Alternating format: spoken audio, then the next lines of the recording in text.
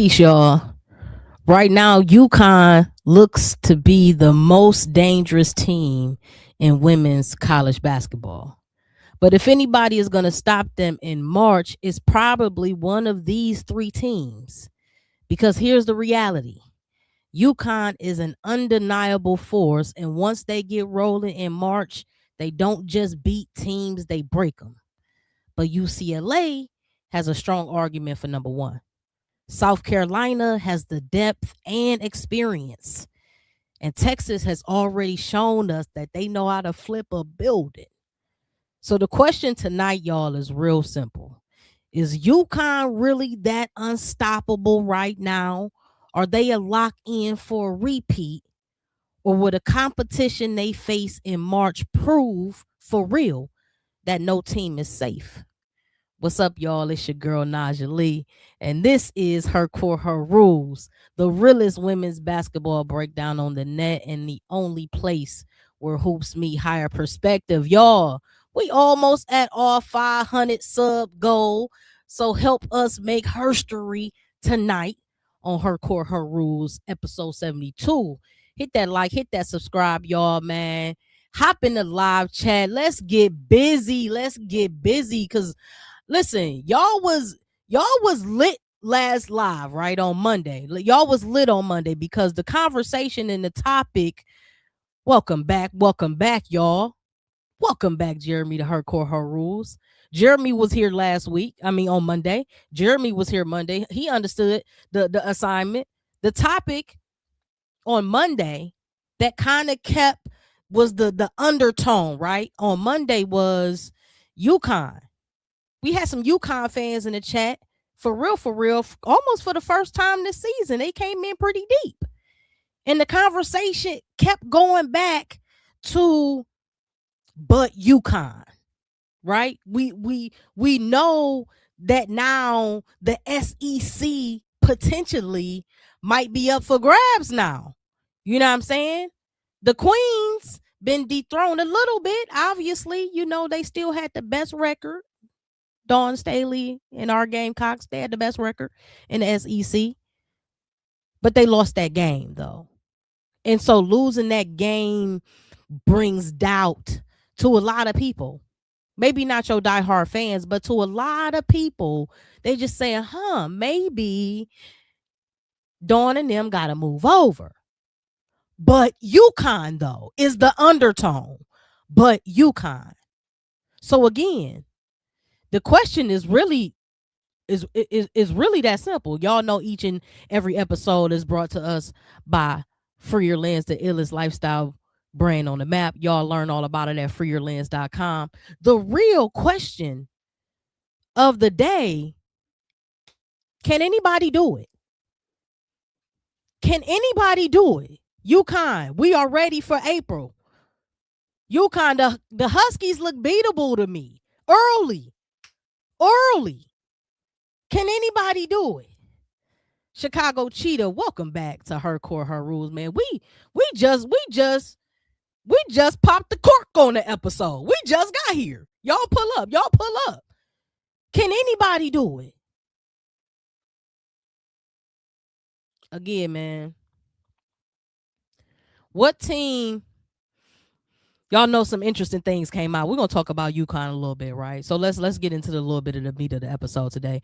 Some interesting things came out about the bracket, with bracketology and some updates, and some teams that are locked and some teams that are on a bubble. So we're gonna take a look at that in tonight's episode, and then we also are going to really zoom in on UConn, their dominance, not just this year, but just in general.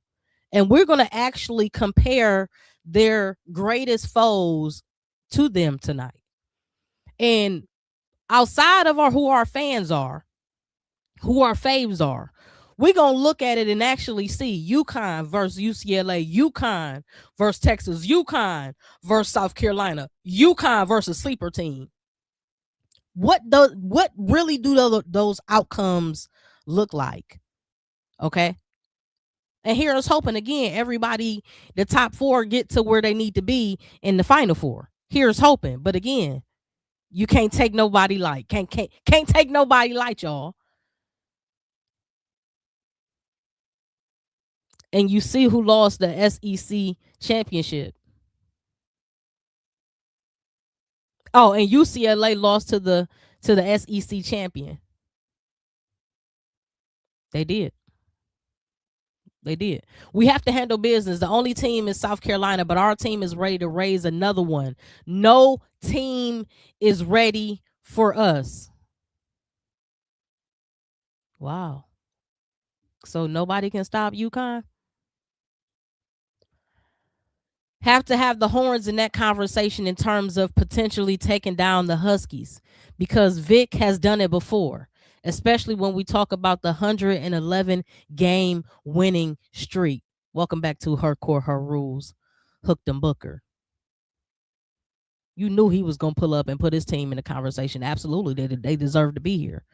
The Horns have been in the Huskies. The last time they played healthy, which was 2 seasons ago, and Vic has beaten UConn at Mississippi State. I like that you say UConn, spelled it like the SUV. That's funny to me. Anybody can get got. Tennessee had UConn on the ropes. Ha, ha, ha. Until they stopped driving to the hole and went to shooting threes. Welcome to Her Core, Her Rules, Eddie King. Great point.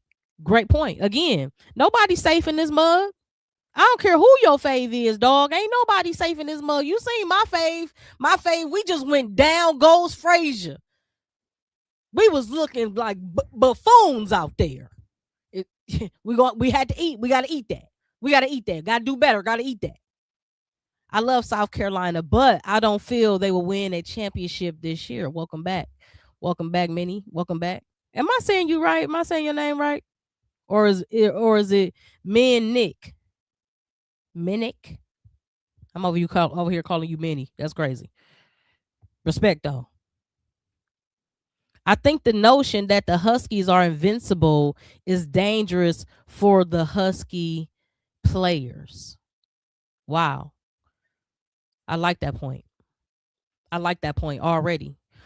First of all, shout out to the chat already early and active. So y'all give yourselves a round of applause first and foremost, because the I come with my own notes and whatnot. But see, I'm guided and led by y'all and y'all's vibe. So when y'all come in with y'all high perspective upstairs takes, that just now we running. You feel me? Now we running. Now we got an episode, baby. Let's go. Welcome back, Tessa Love, to Her Core, Her Rules. Do what she said. Hit that like, hit that share, hit that subscribe, y'all. Hooked them Booker. Vic did it, but lost 2 natties after that. It took OT and the game winner to beat us. Respect to Vic, but UConn will beat Texas if that is the matchup. Big bet. Clarity. Rob Minnick. Clarity. Appreciate you, bro. We are not invincible, but we are hungry for another title. We are going for it more than last year. Do y'all think, early question, do y'all think that this year's UConn team is better than last year's UConn team? That's part 1 of that question. Riddle me that. Is this year's UConn better than last year's UConn? We have an entire regular season now of game tape, right? Well, so we can really deep dive into that answer and provide some honest feedback. For my UConn fans that's here in the chat tonight, you tell me, is this version of UConn 2025, 2026 better than 2024, 2025? Because that's part 1. Part 2 to that question is the competition better this year versus last year? UConn should be undefeated with their weak conference. I feel UCLA should be number 1 by the strength of their conference. Absolutely. Hey, listen, that's the second question, right? That's the second question. I'm gonna start at because I'm gonna come back to that. I would have to say the competition this year is down. Welcome back to Her Court, Her Rules, King Lion. King Lion, welcome back.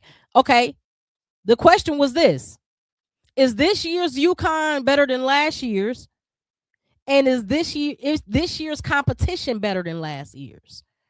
That right there is gonna give us a good little insight onto what potentially can happen this season, especially in the Final Four.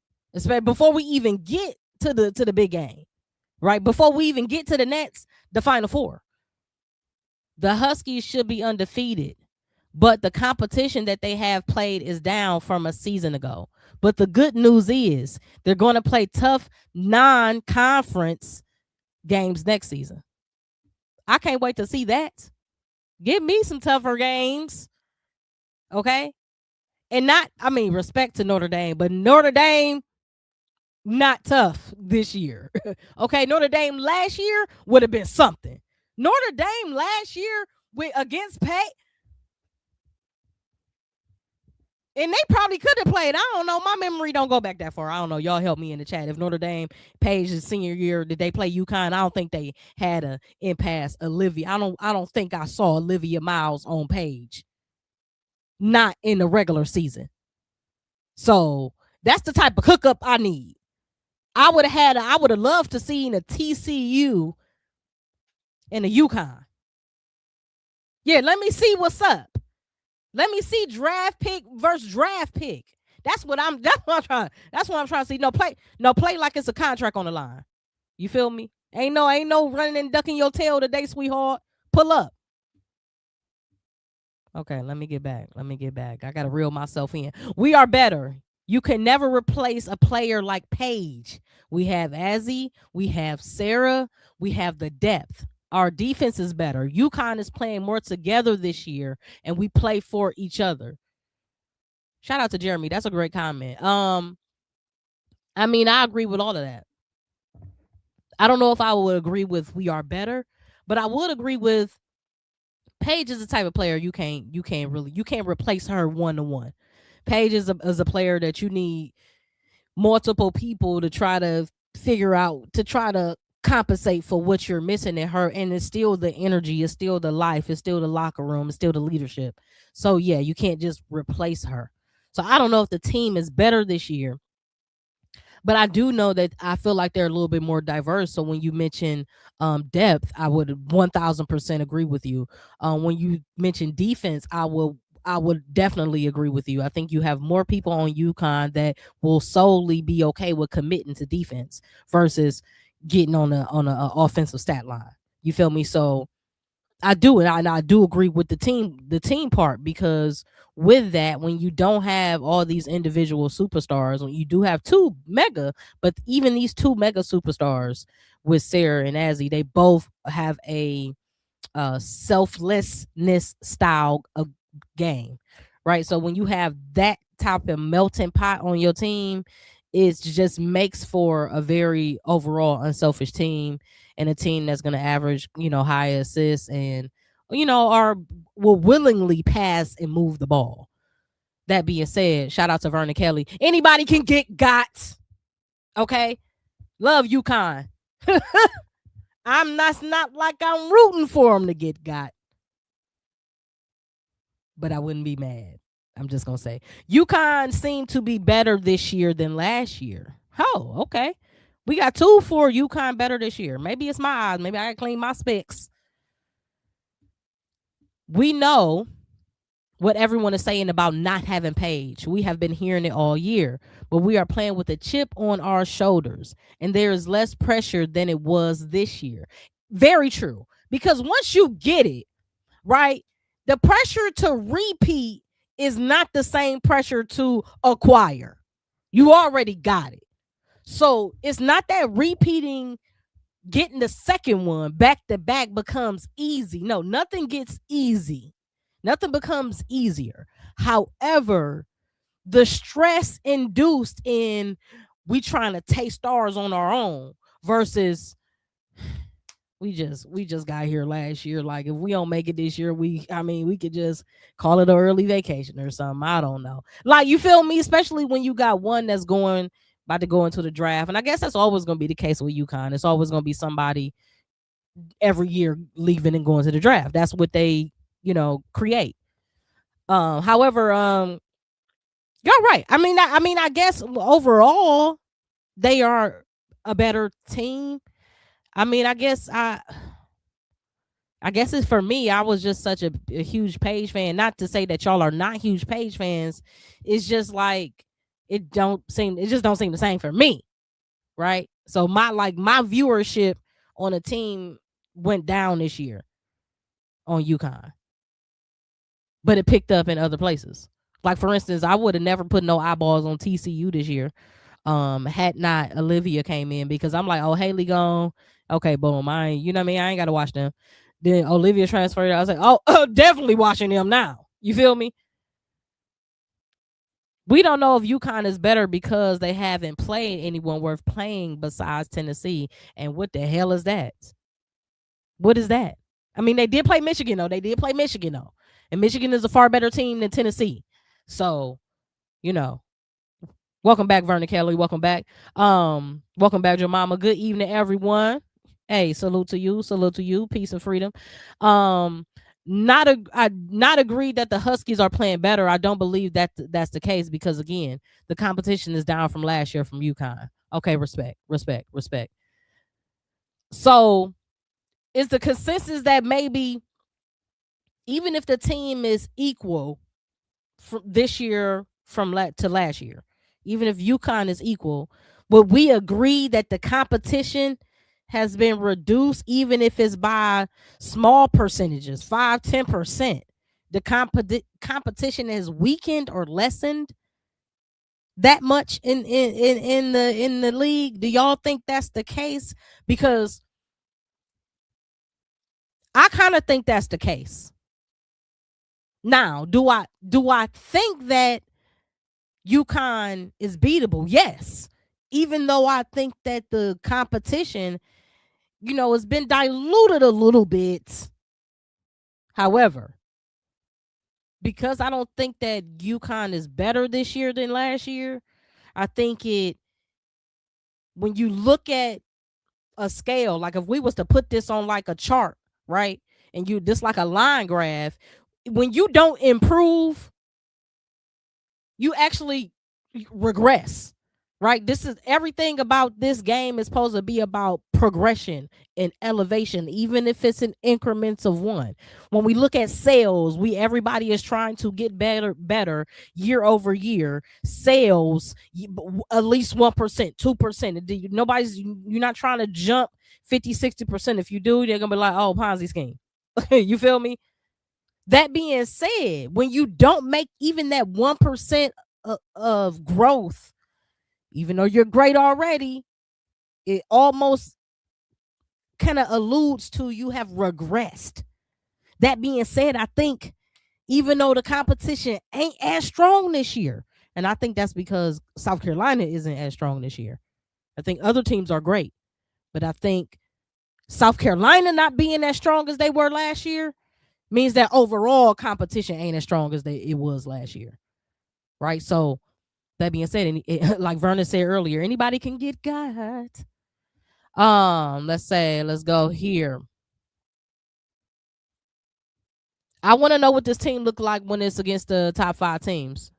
Absolutely, me too. I think we all are waiting on that. This is similar to when South Carolina lost Boston, Cook, Henderson, Beal, Saxon in the LA, but Dawn's daycare took care about business. Exactly. The one thing about Dawn is that like her pipeline, her recruiting skills is all like she's always a couple steps ahead. And now when you have this transfer portal, and now when you have international players, come on, like it just make it real easy. And then it's like you're a decorated program. So it's a little bit different when you're recruiting and you're not a program that actually has won things.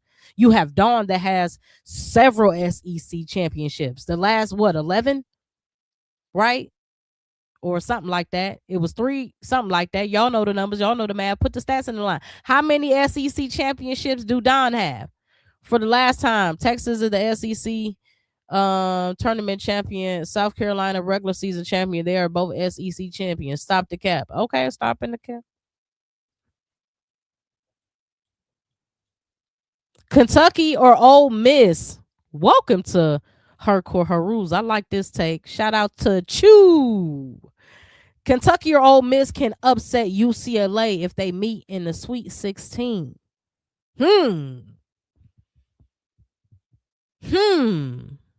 Y'all, how y'all feel about that? Oh my, oh my. Oh my, oh my.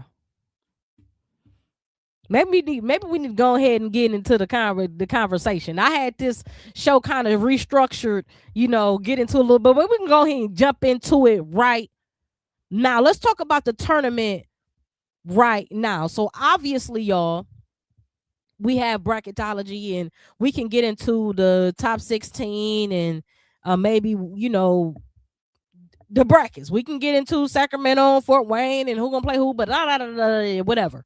At the end of the day, what we know to be true is everybody else playing for seconds. Now we know this to be true though, right? I mean, for real. We could talk upset. We got upsets. We got Kentucky or Ole Miss can upset, people if they meet certain people in the Sweet 16. Okay. West Virginia, who won the Big 12, shout out to King Lion, he thinks is capable for an upset. He know that's a wild take. That's crazy. We here for wild takes. I respect them all, right? But really, at the end of the day, let's just say the top 4 teams, okay, just do what they normally do. We're not talking about be exceptional. If the top 4 teams just show up and do what they normally do, would y'all agree we should expect to see the top 4 teams in the Final Four? If everybody just show up and do what they've been doing all season long. No, you don't need 35-point games. All you need is everybody to be what everybody being. Don't try to be exceptional. Just be you. Hit your averages. Right? Because at the end of the day, it really comes down to who can dethrone UConn and there's 3 other teams that can potentially do it, because I believe that the Final Four is already predestined. What we doing? Joe Mama said facts about the top 4. I feel like it's already written. My take on South Carolina is that the starters were not as talented as the players on the bench. And that's why they're missing this year. The bench. Oh, the bench is trash. South Carolina bench is trash. They got Tornabees, but I don't, you know what I mean? I ain't seen enough from her to be like, oh, she's had moments, but they ain't been enough to convince me of nothing. You feel me? So that South Carolina bench is mad weak, dog. And if the bench is weak and you got starters that's kind of buttoned up, they ain't really loose, then it bodes for a very tough game, mainly for Raven and Tessa, because those are the initiators. So if the other people aren't hitting shots or missing layups, or the bench is not giving them positive relief, then you got Raven and Tessa playing heavy minutes. Tonight Latson, I don't know what her up and down. You feel me? I feel like the kids. I don't know what we doing. You tell me if I'm wrong. I don't like to do a hard critique, but you was the number 1 scorer just a week ago, just last season. And I'm not feeling. Now here's the thing about it. It could be similar to y'all watch the WNBA, right? Right. It could be similar to y'all Jewel Lloyd. It's raining like cats and dogs out there all of a sudden. That's wild. Jewel Lloyd, right? Get traded. You know what I'm saying? She go over there to the Aces. Now all season, she wasn't looking like it wasn't given. It wasn't given. I was like, oh, this is a lot of money. This like two and a quarter. Like, what we doing? That's just a lot of money for the WNBA. I don't think she deserved it. And then finals, she made it all worth it. You feel me? So it could be something like that might happen. I don't know. I wish I was Miss Cleo. Well, I think Miss Cleo was turned out to be a fraud or something like that. But anyway, I wish I was psychic and I could predict. All we could do is speculate. You feel me? The number one seeds doesn't matter. Remember, UConn won last year as a 2 seed, and in 2023 with Indiana, a number 1 seed, they lost to Miami at home. That's true. The seeds don't matter. The seeds don't matter at all. But what matters is that the top 4 teams, in my opinion, happen to be the top 4 teams. They happen to be, in my opinion, the best 4 teams in basketball. I like Vanderbilt. I like LSU. You know, I like Louisville. I like Duke. Okay, I like Iowa. I ain't got no beef with none of them. I think they all great. You feel me? But I don't think they like that enough. Let me get to the thing. Here we go. We got LSU, Vanderbilt. I mean, Iowa. Who we got? Michigan. I don't think none of them, with all due respect, I don't think none of these teams can sneak into being a Final Four team. It would have to be a whole lot of upsets. The upsets will have to start, like somebody said earlier, in Sweet 16, and then it continues in Elite 8. And in that case, when you look at it like being wild like that, then I guess, anything, ain't nobody safe. Where Cardi B at? Somebody get Cardi B on the line. It ain't safe. It ain't. I wish I could play her song, but copyrights. You feel me? So last year the Huskies won as number 2 seed. So I would agree with y'all. No, it just happens that this year, see, last year the Huskies were a number two seed, true enough, but everybody in the world knew that they were a top 4 team. Did we not think that UConn was not a top 4 team last year? Absolutely we did. So no, the seeding didn't matter, but the reality does. And there's not a team, LSU not better than none of these 4 teams up here. No. Vanderbilt, none of them. Iowa, none of them. We saw what happened to Iowa when they played UCLA. Come on now. That's not happening. Love Duke. If Duke plays South Carolina right now, Duke getting blown out by 22. Respect to Duke. ACC champs, respect, but it's not happening. Not on my watch. Definitely not on Dawn's. Not happening. Love Ohio State. They don't have a big to save their life. What would happen to them if they played UCLA? Well, we saw what just happened. South Carolina, Texas.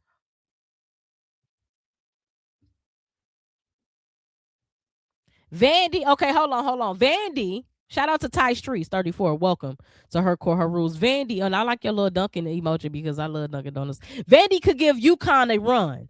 Vandy's head coach, Miss Ralph, played ball for UConn and was an assistant coach to Gino.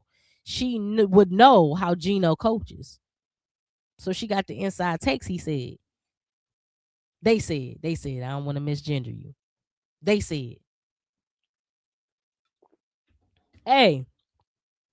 Inside, schminside, benside. You would have to be Gino himself. We don't. Okay, we gon'. How many times have y'all seen Gino get out coached? How many times? This would have come down to. Respect to Duke, but their team was stronger last year with Reagan Richardson and Alucci on the squad. Absolutely. I mean, for real. I mean, they got some pieces now, but if they don't play like they really believe that they one of those, they got a lot of weapons over there. They just don't play like that. You feel me? And they just be falling down. We fall down, and sometimes they don't get up. But they did get up against Louisville, though. They did. They definitely did. I don't know why my earpiece is running away from me today, but that's cool. The Commodores have only beat good teams at home. The Huskies don't match up well against top tier. They're not even close in games. The Hawkeyes, I mean. I say Huskies as well. LSU is the number 1 seed, but the Tigers have already proven that they can be top 14. They did it already in January 11th, and they have a coach who has 4 championships. So you feel like LSU, you feel like the conversation need to be widened to include LSU as a potential threat to dethrone the current champs in UConn? Is that what you're telling me, King Leon? I need to know for clarity. I agree. South Carolina bench is not as strong as last year. I also agree Lassan has not truly stepped up with them really needing her to score different times. Exactly. I feel like for as talented as she is, I just be like, where is that though? And we know it's there. But like, and I know she's improved. Like defensively, I didn't know she was this cold last year.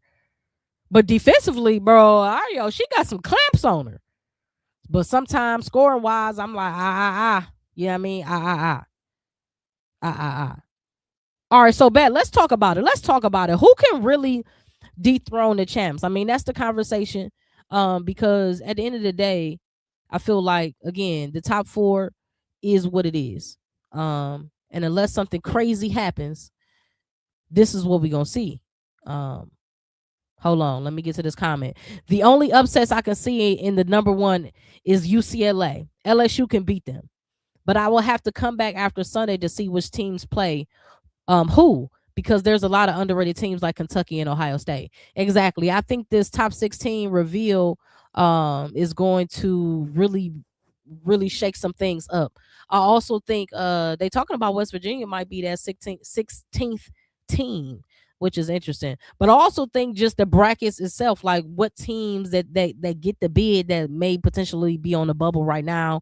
You know what I mean? Like it's gonna be very, very interesting to see how everything play out. Okay.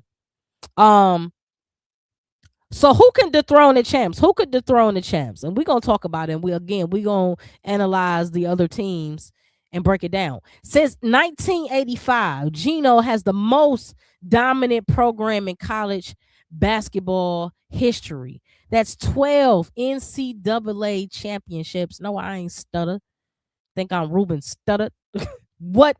12 NCAA championships, over 20 Final Fours. There's some organizations that ain't never sniffed it out. Y'all know how excited TCU was to make the Elite Eight? What? 20 Final Fours. 11 undefeated. Boy, almost 11 undefeated. Over 1,200 wins and 11 straight conference titles as of 2026. That's Gino, and that's this UConn dominant program that we're talking about. So this ain't your regular juggernaut. This is Thanos, right? And it takes a perfect game, similar to what Texas had to do against South Carolina. It takes a perfect game to dethrone a team like UConn. And I'm not trying to just paint them out as being untouchable and a big bad wolf and all this and that. But at the end of the day, that's why I put the numbers in yellow, y'all. The numbers don't lie.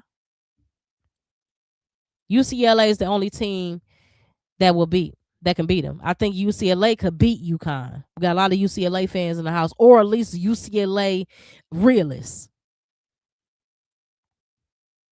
Oh, contrary, we would defeat UCLA again if we play them. Even worse than last year. Excuse me.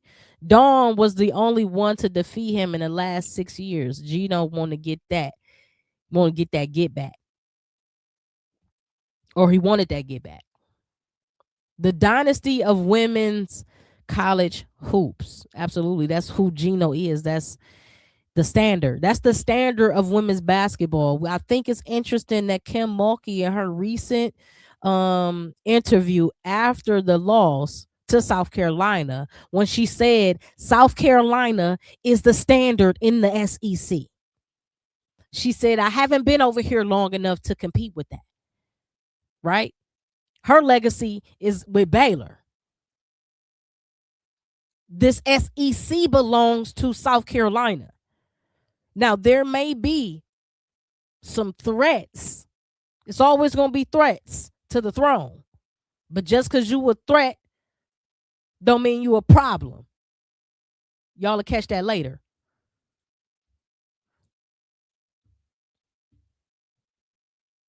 UCLA is the only number one that will get beat. 11 straight conference titles don't count. WAF conference. Okay. So Eddie King said, listen, the conference titles is cool. And shout out to your numbers. Shout out to your stats, Naj. Shout out to Gino. But it's the Big East we talking. So that 11 is got a little curve on it. It's like when you got that, when you in class, shout out to college. You learn how to finesse in college. When you got that one test question, them couple test questions that everybody agreed that we ain't like the wording because we all got the answer wrong, and the teacher said we're gonna take them 2 questions on the test. We gonna curve the test. So maybe the test a little curved over there in Big East because what we doing? What they doing over there? They ain't doing that much. What they talking about? They ain't talking about nothing. They ain't talking about nothing over there. But again, you still got to win those games. It's like the conversation. Pause. Hold on. Y'all know right now. Hold on. I got something for y'all. Y'all know the conversation right now. The biggest conversation in the media right now, especially in sports, is this. This is the biggest conversation in sports right now. Bam's 83 points. Okay? And here's why I'm going to bridge this gap here in a second. Bam's 83 points. And everybody is out here saying to us that them 83 points don't count because of them free throws. No, they don't count. No, the free throws. Because it's them. It don't make no sense. It's fraud. The free throws. Kobe didn't hit all them free throws. I don't understand that. So the numbers ain't really like that because of the y'all. Do that make sense to y'all? That the overall stat don't matter because of how you earned the stat. The 83 points don't matter because of the 43 free throws. The 11 titles don't matter because of the Big East. Y'all see how that don't make no sense? When you still gotta earn it. It's not like these teams are forfeiting these games. It's not like Bam didn't have 3 or 4 people checking him. It's not like he fouled himself and was running into the backboard. Oh, it's not like he tripped over the line and tripped over his feet. No, they fouled him. And he earned it at the line. Well, it's the Big East. I'm sorry y'all terrible. Still got to suit up and play. Still got to hit these stats. Again, UConn really can't afford to blow through the Big East with their bench. They don't even have to play their starters for real. They can play their bench and blow through the Big East. And it'll make the victories maybe not 36-point margins on average, but it'll probably be 15-point margins. But would it matter though if they still won every game, even though they was doing what's the dude, the Daryl Peterson dude from Kansas, even though they was resting players for 3/4 a game? Would it matter? It would matter then, wouldn't it? So again, I feel like the numbers are the numbers and the stats are the stats, man. Dominance, it just speaks for itself. You feel me? Yeah, the conference is weak. But if the conference play don't matter when it come to March Madness, why we talking about it? Because March Madness is do or die. Either you win or you lose. If you lose, you go home. And how many championships they got? They don't go lose and go home often. And that's the difference. That's the difference. That is the difference. Let's get to these comments. Hold on. Bam. 83 points. Let's go Heat. Shout out to Bam. Shout out to Bam. Shout out to Bam for getting in the gym with Asia. Okay. And learning from an MVP. Respectfully. No. Shout out to them. You already know they probably be on each other head tops training. Oh Lord. I would love to be a fly on the wall. I might lose 10 pounds watching them work out. I need to go. They need to make a little video, a little workout video, and put it online and sell it like everybody else. They commodify everything else. People love to hate because he's not the one you expected to break the record. Bingo. Don't fit the mold. Don't fit the mold. Don't fit the mold. Don't fit the agenda. Don't fit the picture perfect, the narrative. It's similar to Asia. Asia don't fit the narrative to being your full-time MVP. Okay? Now listen, speaking of the narratives, we got 3 other teams in the NCAA that don't fit the narrative of beating UConn this year. Because right now, the consensus is that go ahead, give them the rings now. Go give them their Letterman jackets and all that. Let them choose to not go to the White House. You feel me? Like, go ahead and do all the things because we already know who's gonna be cutting down them nets. Fudd senior year, it just makes sense. Gino back to back. It's been a long time for us. Been a back to back. I mean, my thing with UCLA is that they are not athletic and not aggressive for SEC schools. You basically have to stop Betts and Neekins. That's it. Kiki might show up. Rice, you don't think Rice is gonna show up? Or Hawkins? They might show up. There's a big might on that. Might. No sense at all. People always want to bring our conference, but we always have the toughest non-conference schedule and still make the Final Four every year. Now, Jeremy, here's the thing. I've seen a lot of people that said that, right? And they be going through stats. And they be looking at these stats. And I don't know where they be getting these stats and these percentages from. And it'll be like strength of schedule percentage. And it's like UConn had the toughest strength of schedule, right? And I'm like, that's fraudulent as hell. So over here on her rules, me and the family, okay, we pull up the schedules. We pull up the best teams, the best 2 teams in each conference. It's only 1 team in the Big East we talk about. So we looked at UConn's schedule, then we compared it to UCLA. I'm telling you, we did UCLA, LSU, South Carolina. We even did Ole Miss. We did Tennessee. We did all the best teams. And we said UConn had 6 or 7. I think they had 6 ranked games this year. I will pull it up again, but I don't feel like it. And when you compare that to any SEC team, any Big Ten team, you're done. You're done. The Big Ten? What? Hold on. We ain't even hit this. We ain't even hit the tournament yet. Hold on. Let me hit this tournament real quick. Who's already locked in? So if you got 9 Big Ten teams in the top already locked in, these are teams that was already top 15 teams, top 20 teams.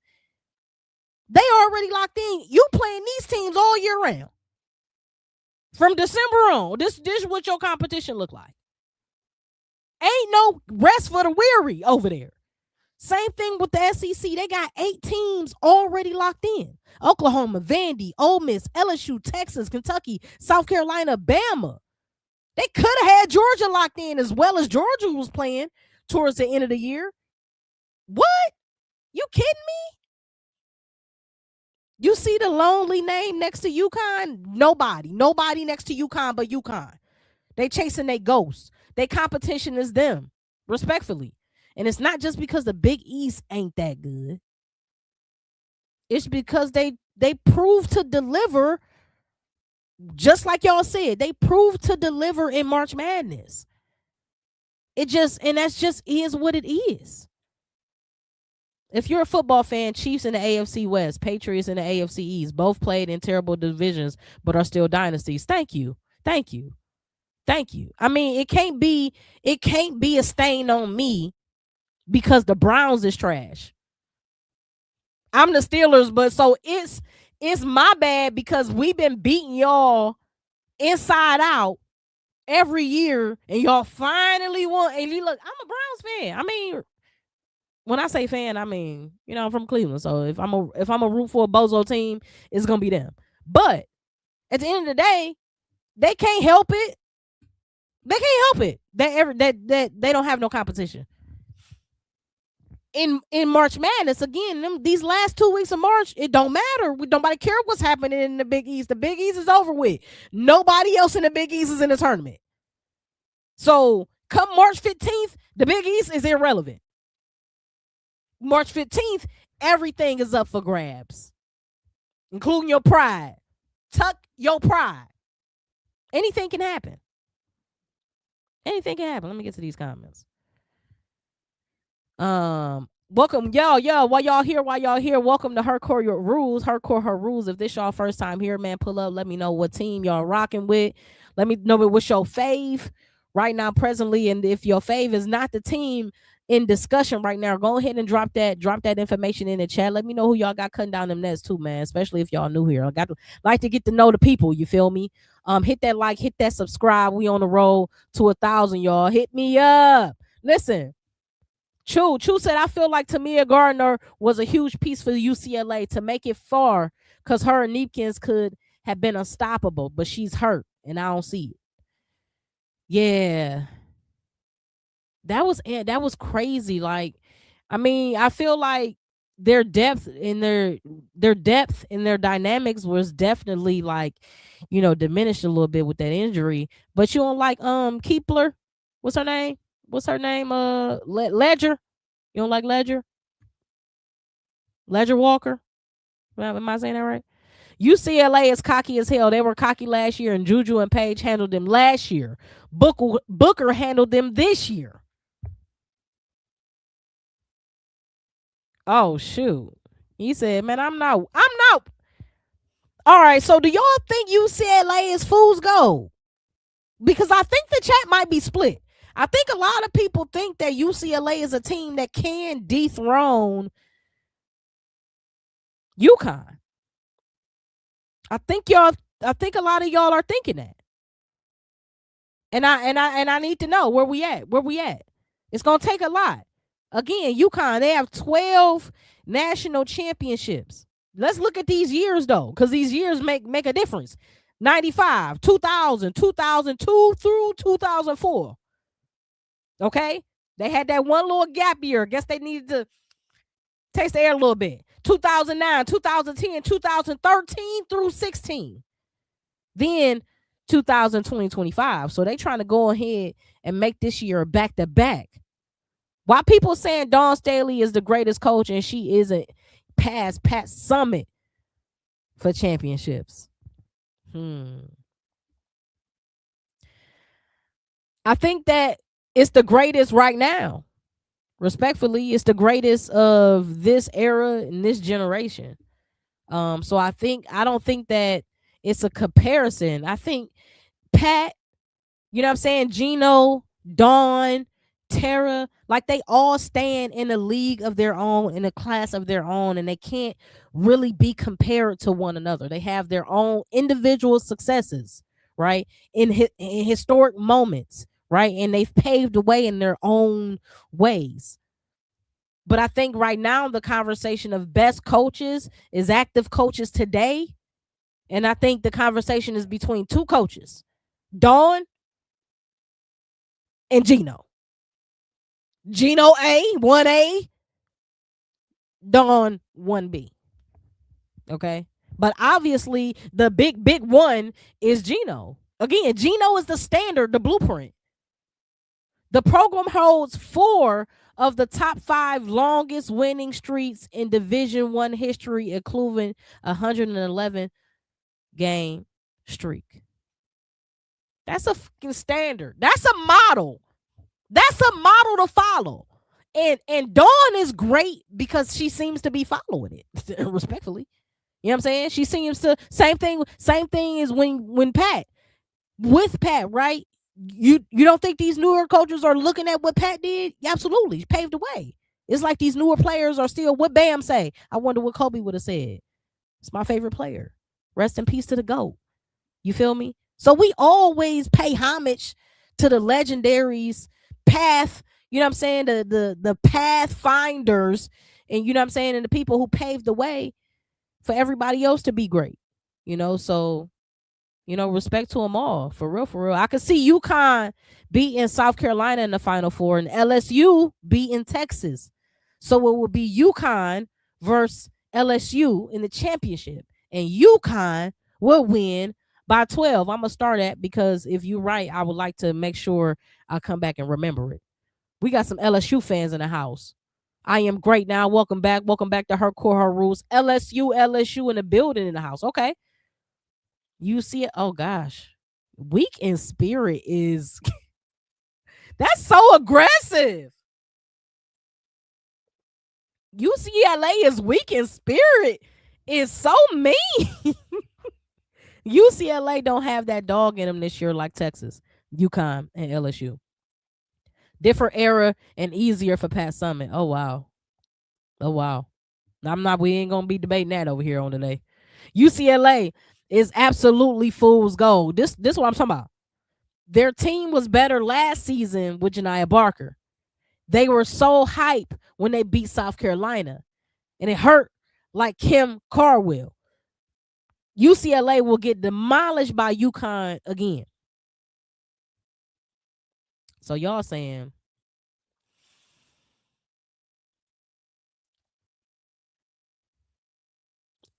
we got a few for UCLA. If the standard is UConn, how does UCLA, Texas, and South Carolina stack up? Can any of the three, can either of them clip them? Can they clip their wings? You know what? And forgive me, y'all. I guess it's me. I didn't think that LSU was a real threat to UConn, but forgive me. I'm wrong. Maybe I was wrong. Maybe I wasn't looking at this like y'all from a higher perspective. Maybe I was just taking the food that was given me. Top 4, boom, eat it. You feel me? So maybe y'all really think LSU stand a chance though? So y'all telling me not just UCLA, Texas, and South Carolina. We need to talk about LSU. And Naj, I can't believe you did not include LSU in your slide. Oh wow. Dawn and Gino are the standards. Gino is the greatest. Absolutely. I think Gino is the greatest. You know what I mean? I think there are like in when it comes to women's basketball coaching, I think you have to look at it like a Mount Rushmore. You don't look at it as one, you look at it as a mountain of 4. And I think that mountain of 4 includes Gino, Dawn, Pat, and Tara. That's the mountain of 4 in women's basketball, Mount Rushmore of coaches. In what order? The order don't matter. Top 4, that's what matters. Welcome back to Hardcore Her Rules, Shamika.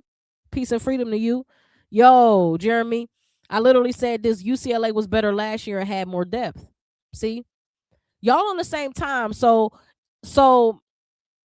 let's get into these slides real quick, because I wanna ask y'all a question. I can see Alabama beating TCU, Ole Miss beating Louisville, and Georgia beating Duke if they meet in the tournament. Now, I think when it comes to TCU, I think they're probably going to be one of the first teams to get upset in a tournament. I ain't big on TCU. I was higher on TCU last year, ironically.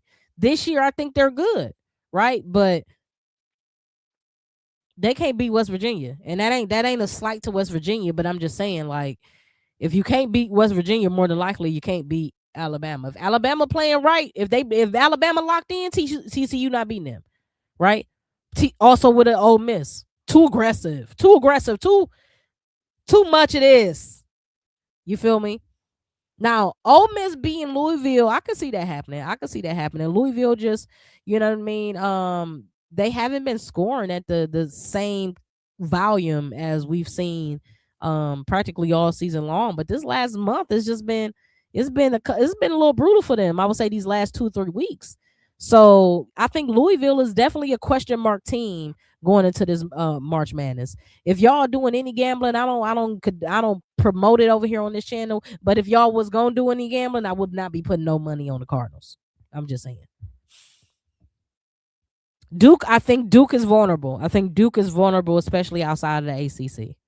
I do think that. And Georgia is a sleeper team, just period. I think Georgia is a team that if everybody locked in with Georgia, especially what's the center?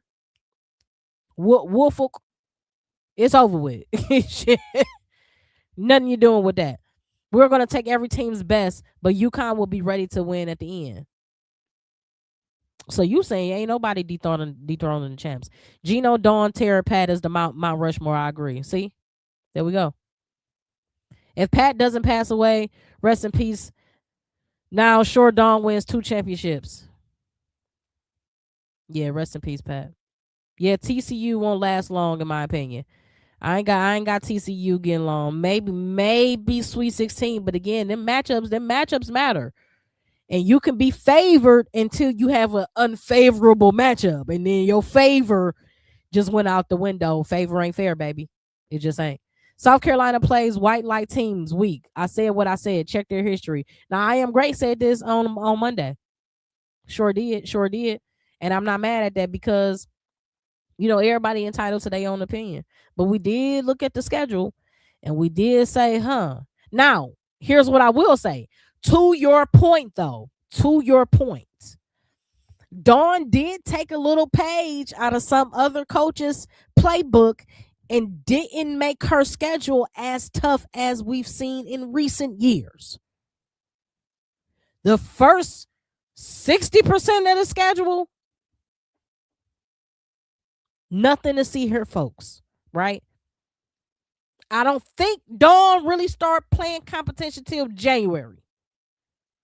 And that's when things started to get interesting. But even still, it was like we had the November game with Texas. That was it, though. That was it. So, to your credit, I will say that the schedule wasn't as hard this year as it was in prior years. But I don't think that I guess you can't duck the smoke in the SEC. You got to play everybody. So when you playing everybody, you know what I mean? I guess you're gonna make it so that the top half of your season is a little bit lighter because you know you got a juggernaut SEC and you don't want to have, you know what I mean, a couple L's already going into SEC games. That's what you don't want, right? But at the end of the day, all you want to be is undefeated or at least one loss in the SEC. If you can kind of get through with, you know, two or less losses in the SEC, you a top team. You more than likely in SEC championship. More than likely. Realistically, LSU was not beating UConn, but Michaela Williams played with Sarah Strong in the USA 3-versus-3. So she'll know how to shut her down, but UConn will dominate in the end. Now, that's a good backstory as well, because having that little bit of knowledge just about some people's like tendencies and what things that they are more comfortable with doing on the court, moves, performing, locations that they prefer to catch the ball over others. Just knowing those little insiders can help to change a game. However, when you have endless bags, and we've kind of seen Sarah almost show us that she got a bag she got a Barney bag. Let's call Sarah having a Barney bag. And so when you know it's a girl on the court that got a Barney bag, it don't matter what she put, you can do whatever you want. I got something for that. You feel me? I'm basing what I do on what you do. You feel me? I have a question though. How do you see, let me get my question off the screen. Let's get your question on the screen. How do you see Betts in the WNBA? Will she be a star or role player? You know, that's a great question, and thanks for posing that. Listen, I think it's going to matter what team she gets drafted to. And what coach and what guard she's paired with.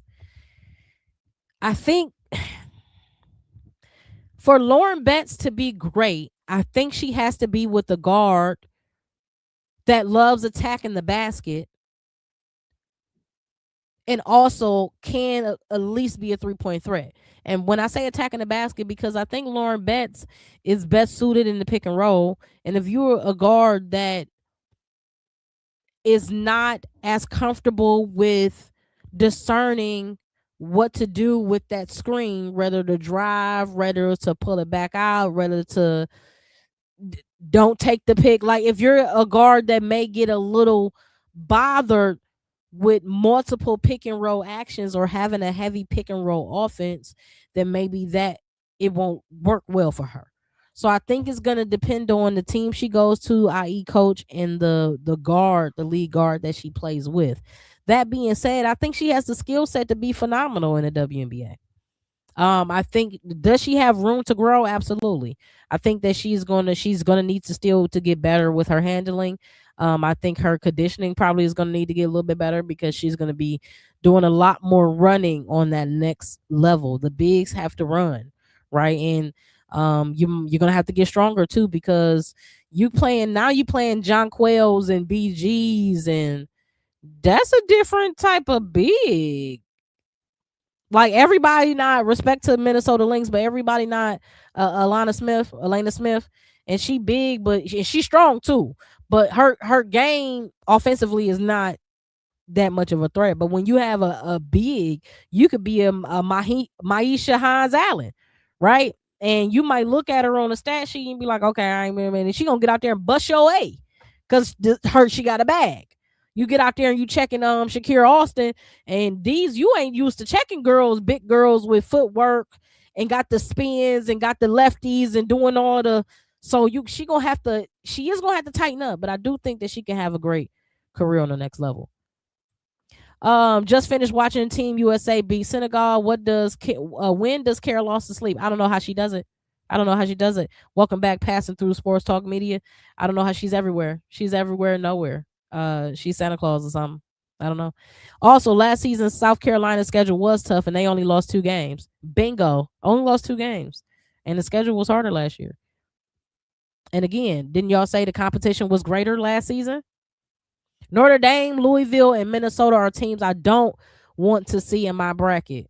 All 3 of those teams are dangerous, but I think, to be honest, Minnesota is the most dangerous team of the 3. Notre Dame has a dangerous player.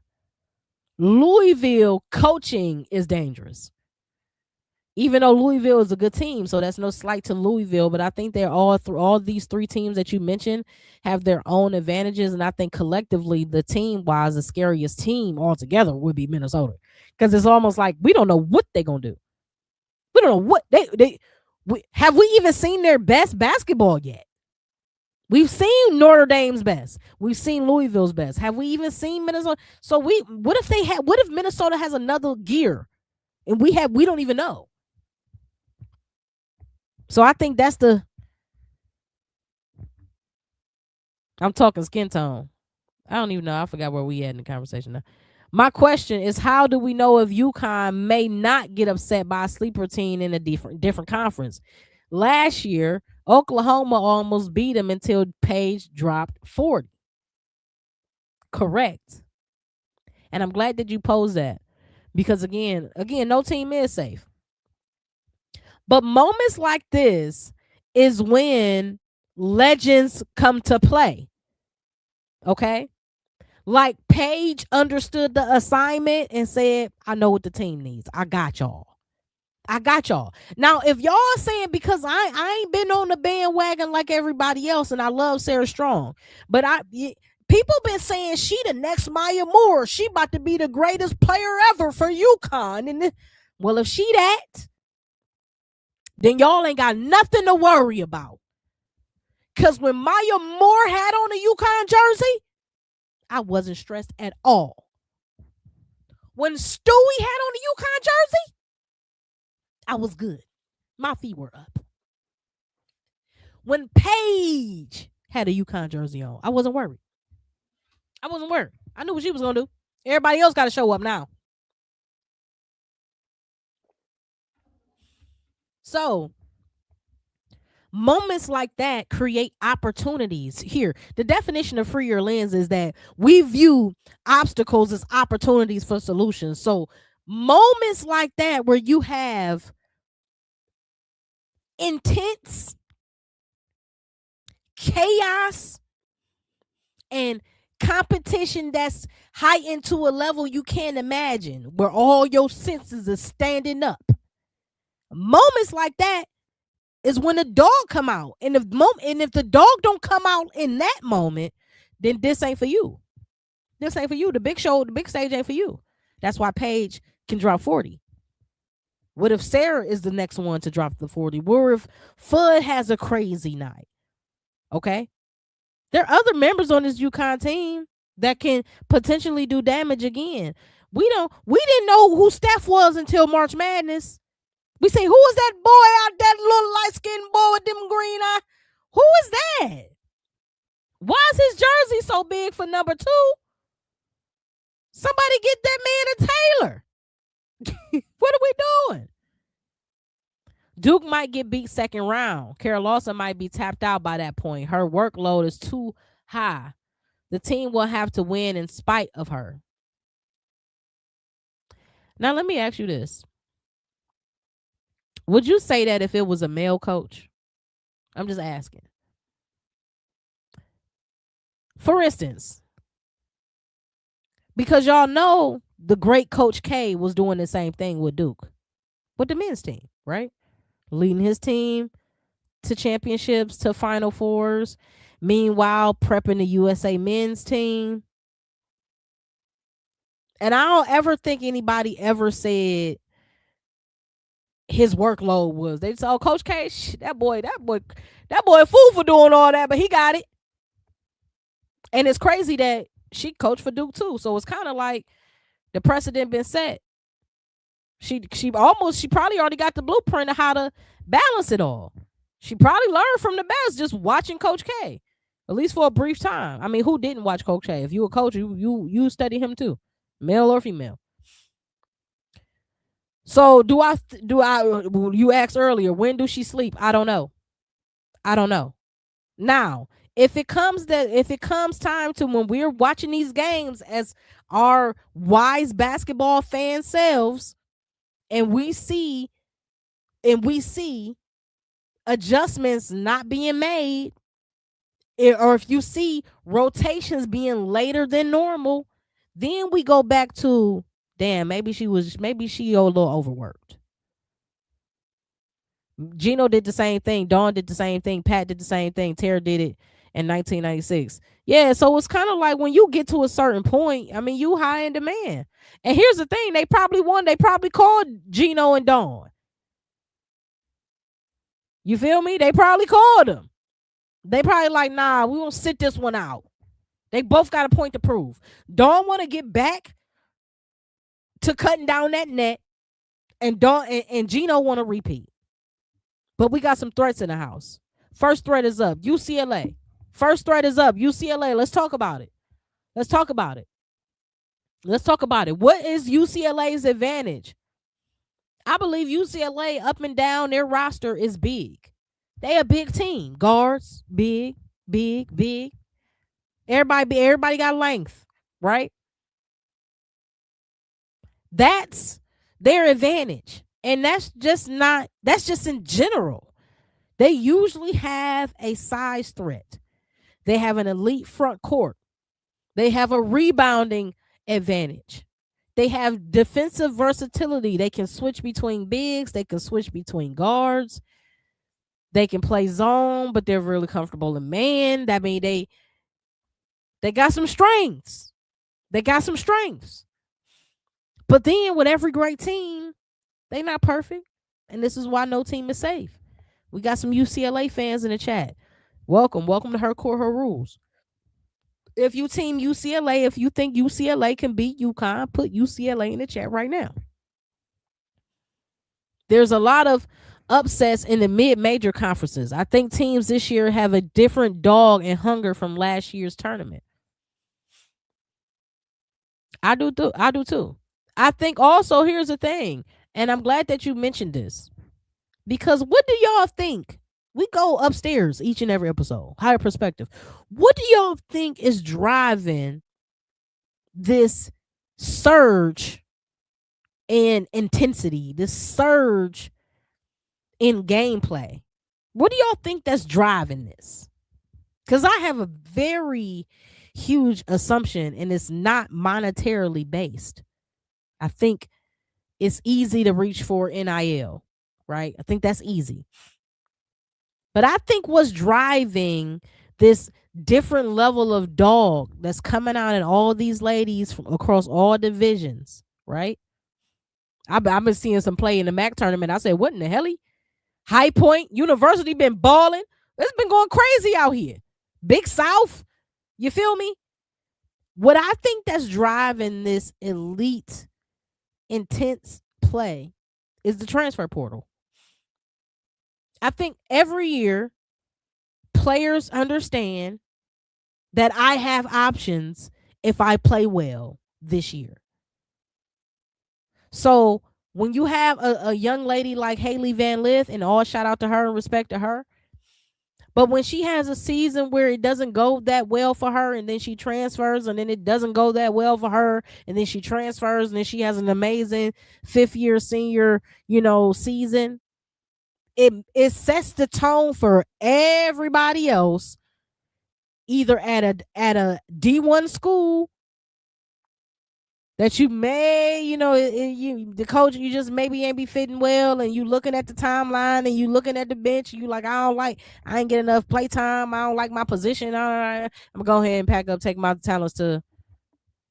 So you have that, and then you have people from different divisions saying, based on my stats, I can get back in the recruitment game now. Like, I can get back into sending my tapes out and getting back in front of the scouts again, because I don't have to start over.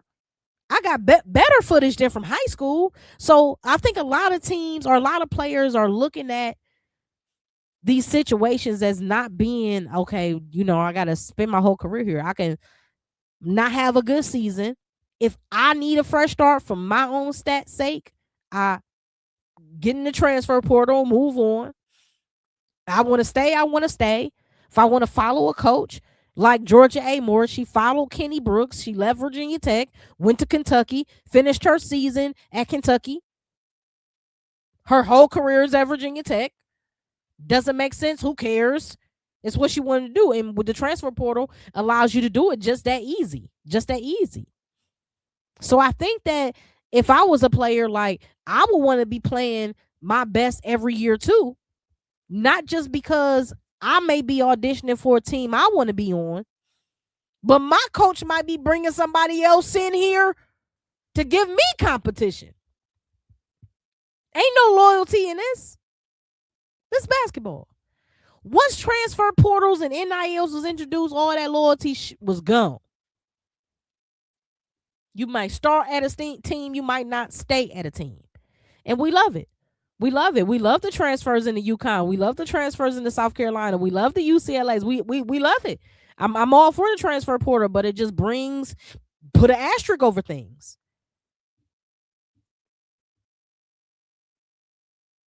I've never seen a coach do this myself. Remember, these teams are traveling in season for player era tournaments. And more now. The nonstop travel is more nowadays. Doesn't matter the gender. That's true. So I mean, travel is a key. You know what I'm saying? A key attribute to, whether you're fresh or not. It's a reason why that South Carolina and Texas game, that's SEC championship, was so critical, because it's not that one team is not going to be a number one seed, but just like y'all know that where you play matters. And do you want to be playing these games in Sacramento when you from South Carolina, and do you want to be doing this travel and being away from family and fan bases and this, that, and the third, or do you want to be playing these games in Texas? Well, you had the opportunity to seal the deal. You didn't. Blew it. I think Texas can beat UConn.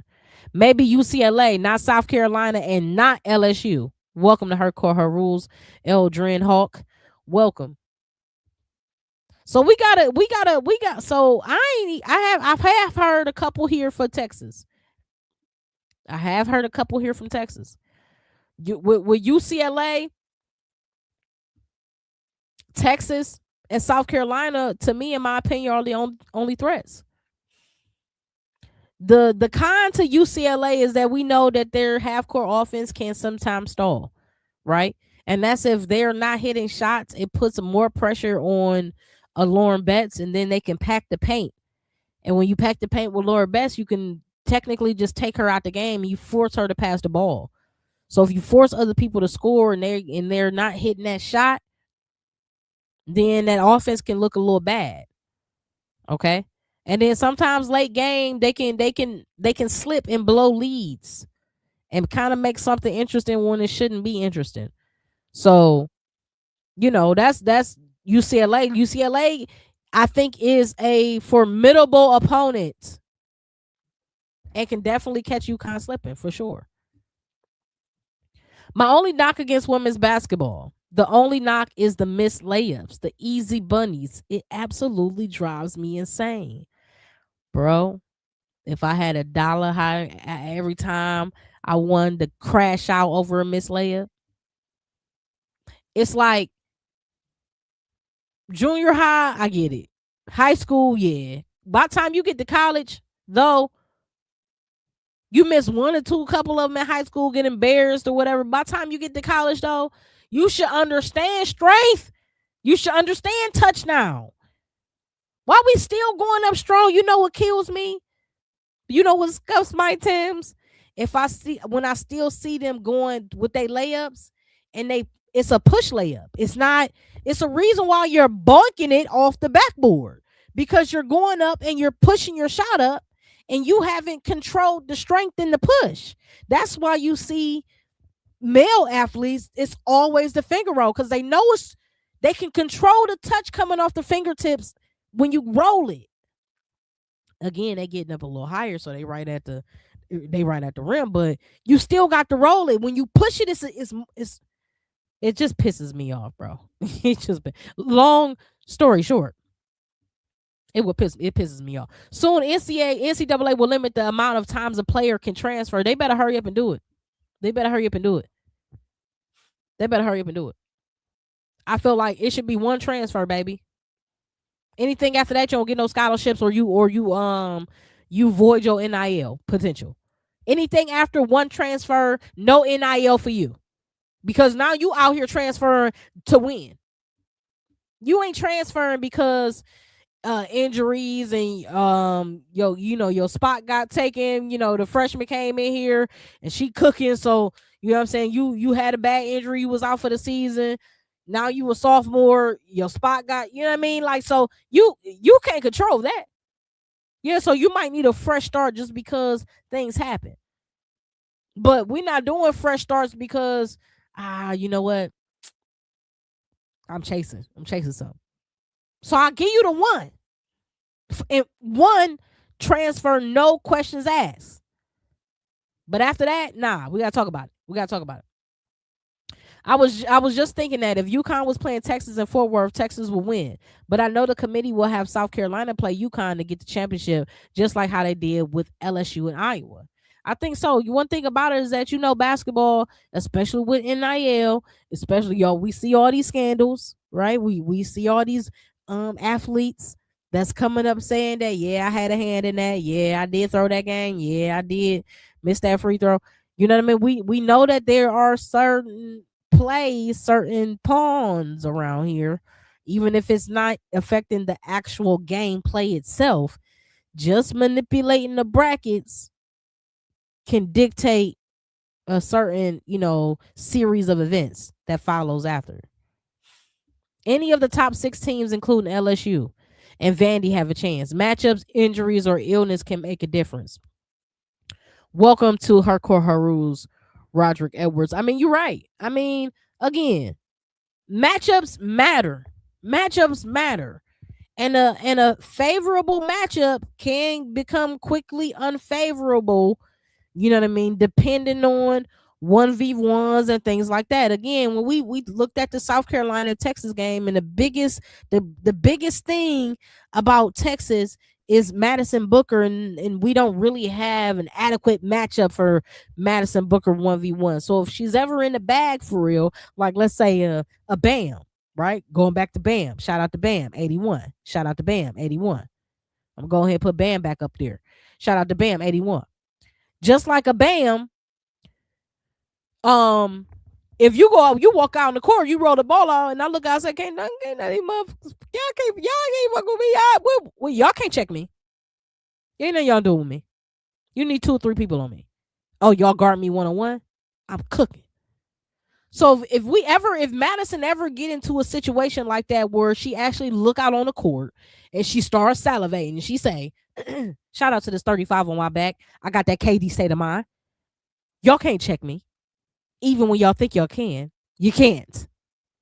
If she taps into that, it's going to make it real tough for a lot of teams because there's not a lot of players. It's not a lot of teams that have a player that can check Madison Booker 1v1.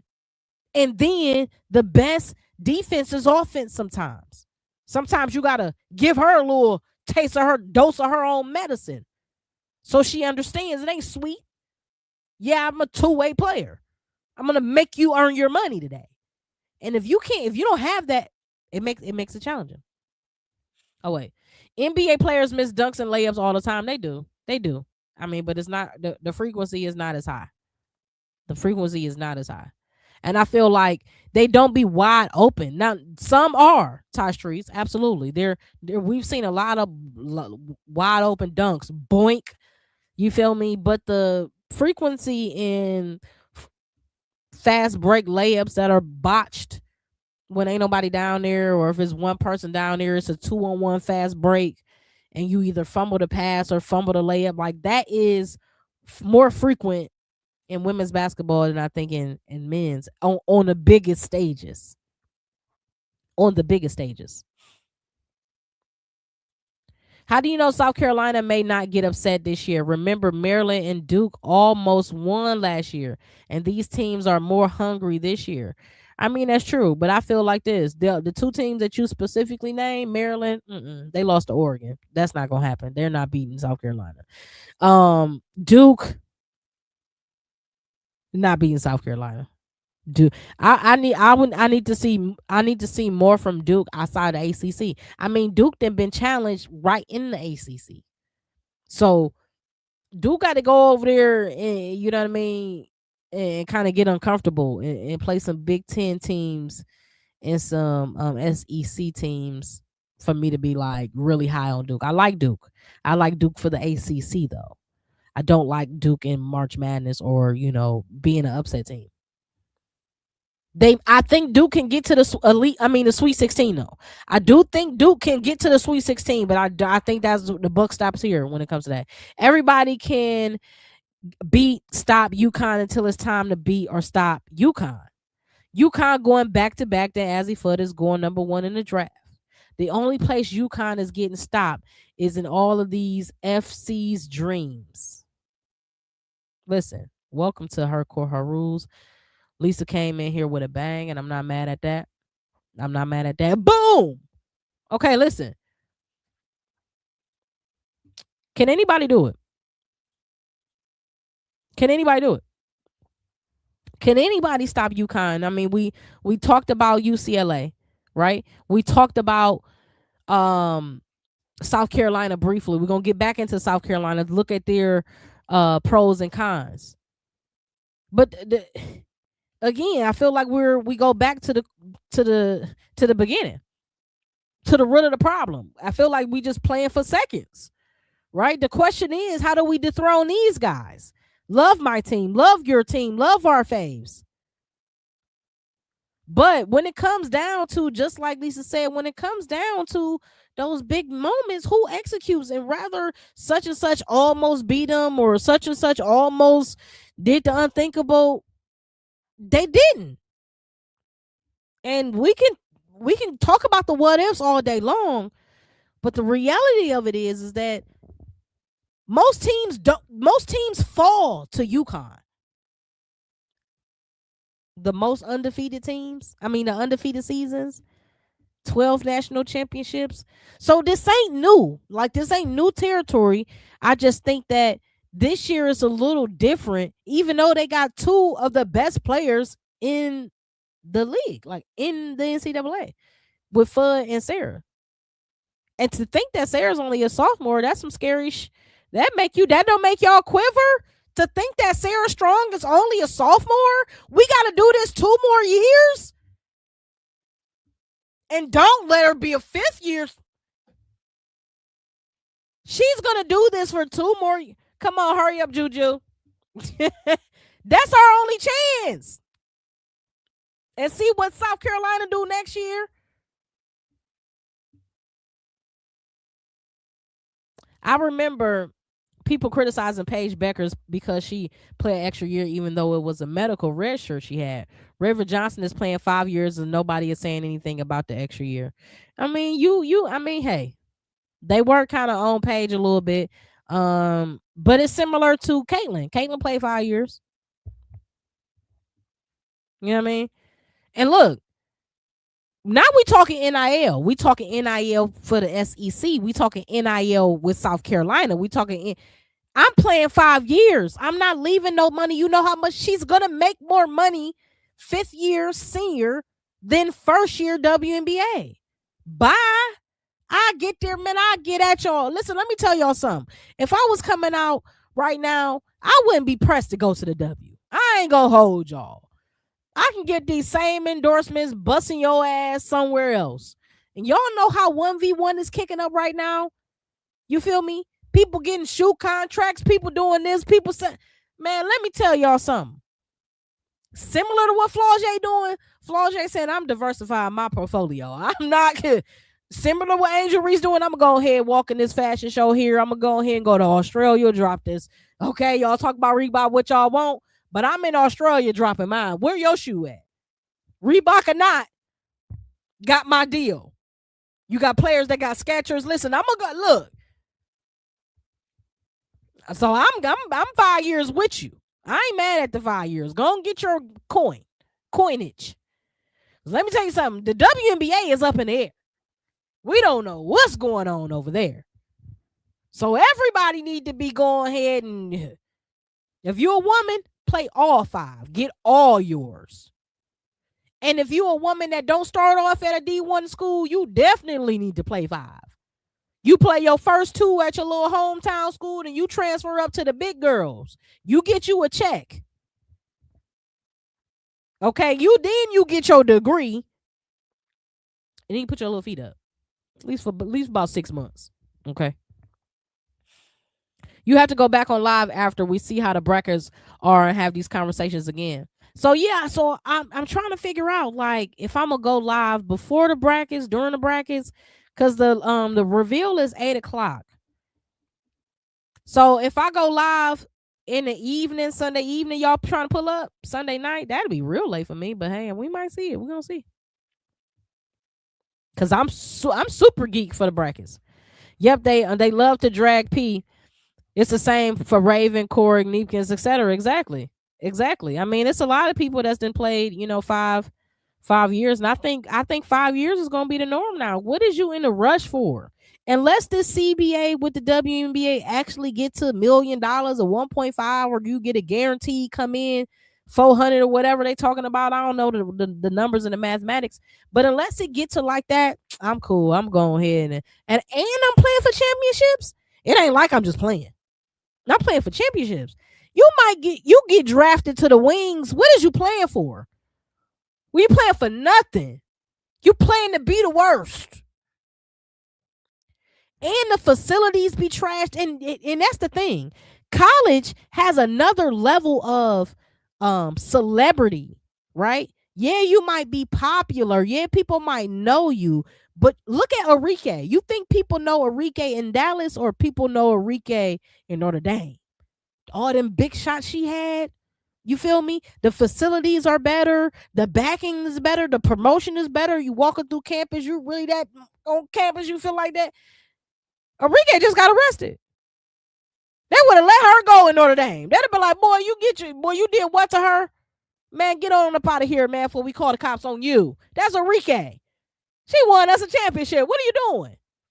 So if I was a female player right now, or even a male player, I know the men, baby, there's a lot of money in the NBA. So if I was a man, I'm definitely getting my black ass on out of here. Okay, one and done. However, woman, yeah, I'm going here. I'm gonna stay that 5, get my degree, ride on out. And it might bowl well. It might even bowl better for you. Stay that 5. Neepkins come out last year, she would not even got drafted. Olivia could have came out still top 10 last year, but now you coming out in the same draft with Paige, and now you being compared to Paige all day long. Paige and Sonya Citron. Y'all got it. I'm gonna come out next year. Y'all got this one. Hot take alert. Coach Yo and Ole Miss can make the Final Four if they start Denham DeShields and run more plays for Lattimore and Thompson. Final Four is the hottest take I've heard today. Final Four. Now, if you said Elite 8,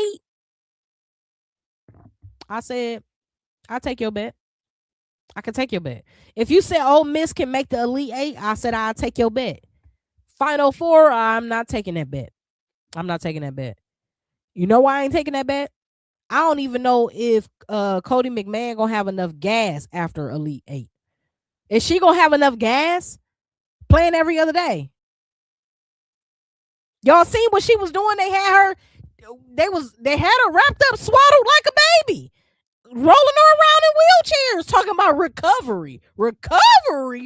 Y'all, I'm trying to tell y'all, I can see her and her team be playing really inspired basketball and pushing for the Elite 8.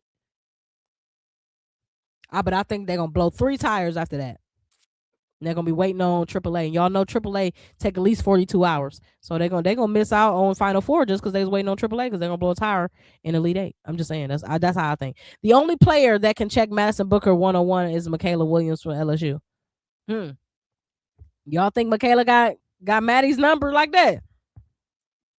I think Michaela a baller though. I think Michaela is the best guard they have over there, and I don't think she get enough exposure in the offense. Yeah, she could. Yeah, she got the green light to take all the open shots, but I don't think she get featured enough in the offense. Genuine plays, not just allowing the girls to freestyle and create whatever they want. Appreciate the respect being given to UConn in the chat. One thing we know as UConn fans is this: anything can happen, and it won't be easy for UConn to win it again. Bingo. Welcome to Her Core, Her Rules Con Game Pro. Welcome. Listen, man, I completely agree, man. It doesn't get easier because you've won. That we know that's not true at all. If anything, it gets harder, especially because now people want to beat you even more. The thing about the red X that's coming in on Gino's back and UConn's back is every year. It's every single year. Everybody want to knock them off. Same thing for South Carolina and the SEC. But the thing about UConn is the entire league. It's not just a conference. It's everybody. Everybody want to beat them. Understanding that pressure. And no, it's like you'll be in a car salesman. Somebody come up to the dealership, boy, I don't want to rock with you, bro. But I need the keys to that because I'm trying to test drive that. Right? So that's how people look at UConn. They gotta deal with them. I gotta deal with you. I know y'all great, and I want to clip you every time. But can we? Because it's not just the team you worry about. You really worried about. Look at the legendary. Look at this. Look at all this greatness around me. Look at all these banners. And then you looking at Gino coming in and Gino gritting. Look at Gino face. That's not a man you look at and you be like, I can beat him for sure. You looking at it like, damn, it's going to be a long night. If you never seen him in your life and you seen him right here on this and you said, who was that man? That man's a coach. A coach for who? A coach for a women's basketball team. Oh, I know they're a good team. That's exactly what you're going, oh, no, they good. Because his face says it all. And his energy seals the deal. And his team is just a reflection of him. He's like a parent. Like, my kid is me, made for me. And these are his little minions. These are his little Frankenstein projects. And he departs his philosophy upon them. It's like Phil Jackson. It's like Coach K. It's Dawn, right? All these great coaches, Mount Rushmore coaches, legendary coaches, that their players become synonymous with their mindset. And players always refer back to. We seen Paige working out with UConn this offseason, right? Always reverting back to. We see the love from alumni for all of these schools, right? Always reverting back to, because this is the standard. This is the standard. There's only 3 to 4 teams in the whole country that can beat South Carolina. Well, that's true. Well, we just seen one, Texas, right? We know UConn. And who you got? I'm sure you got LSU, potentially, right? That's 3 right there. And them about the only 3 I got. Who your 4th? UCLA? The only team I have beaten South Carolina is Minnesota or Illinois. Now, boy, if that ain't a hot take. South Carolina, this South Carolina? Or is it a South Carolina somewhere else I don't know about? Minnesota or Illinois? I don't know about that one.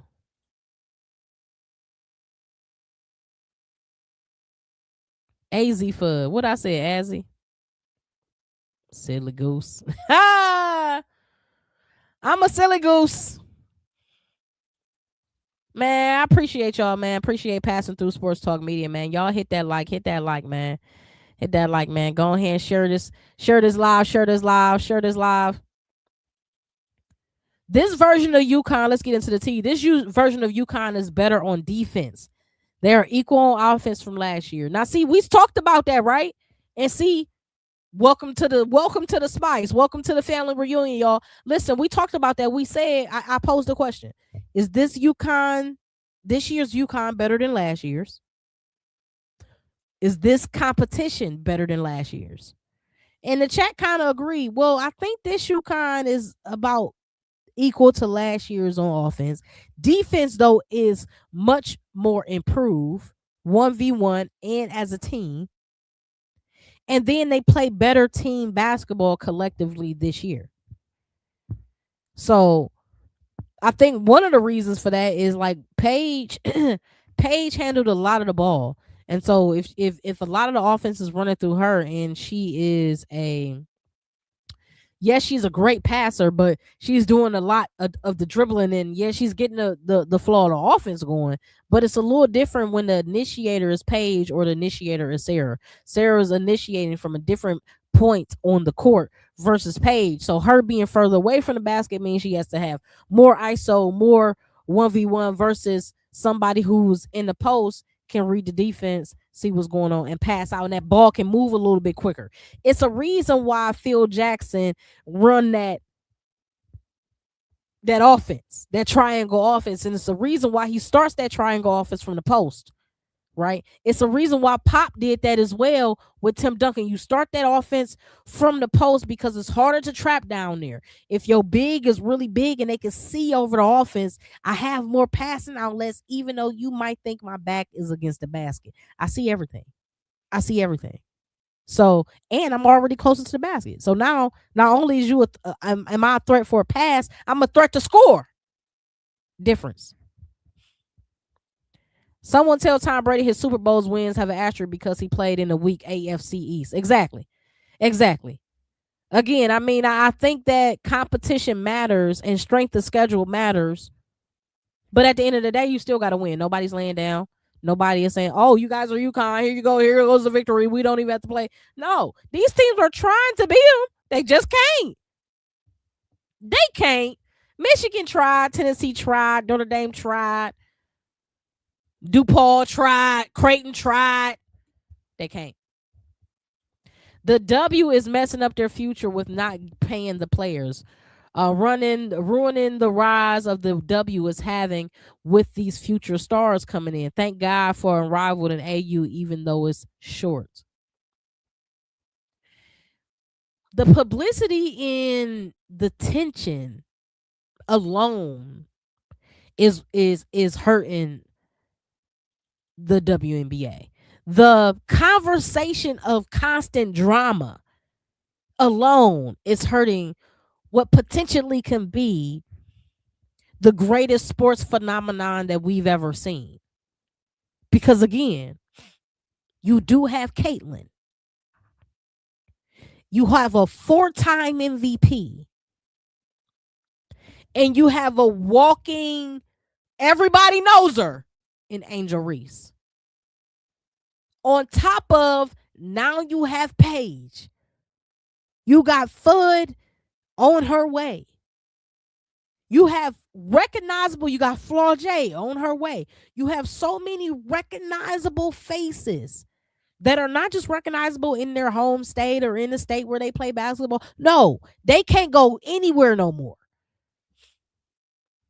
Everybody know who Flaw J is. Everybody know who Paige is. Everybody know who Angel Reese is. You know everybody and their mom and them know who Caitlin is. Asia can't go nowhere. First of all, you big as hell. Where you going? I know you from somewhere. You look familiar as hell. Why you so big? You feel me? That's what we do when Asia come in the room. What's going on? Who is you? You look familiar somewhere. You tall. You standing up. You big. Everybody know who BG is. Right? We got some faces that might kind of blend in with the crowd. Alicia Gray might kind of blend in. You might know her. You might not know her. You know what I mean?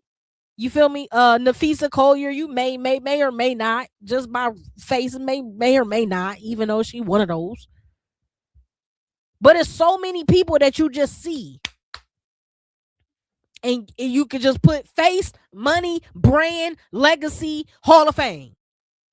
And in the WNBA, they gotta tighten up because the draft is coming. And these ladies don't, Azzi Fudd is already signed to Unrivaled.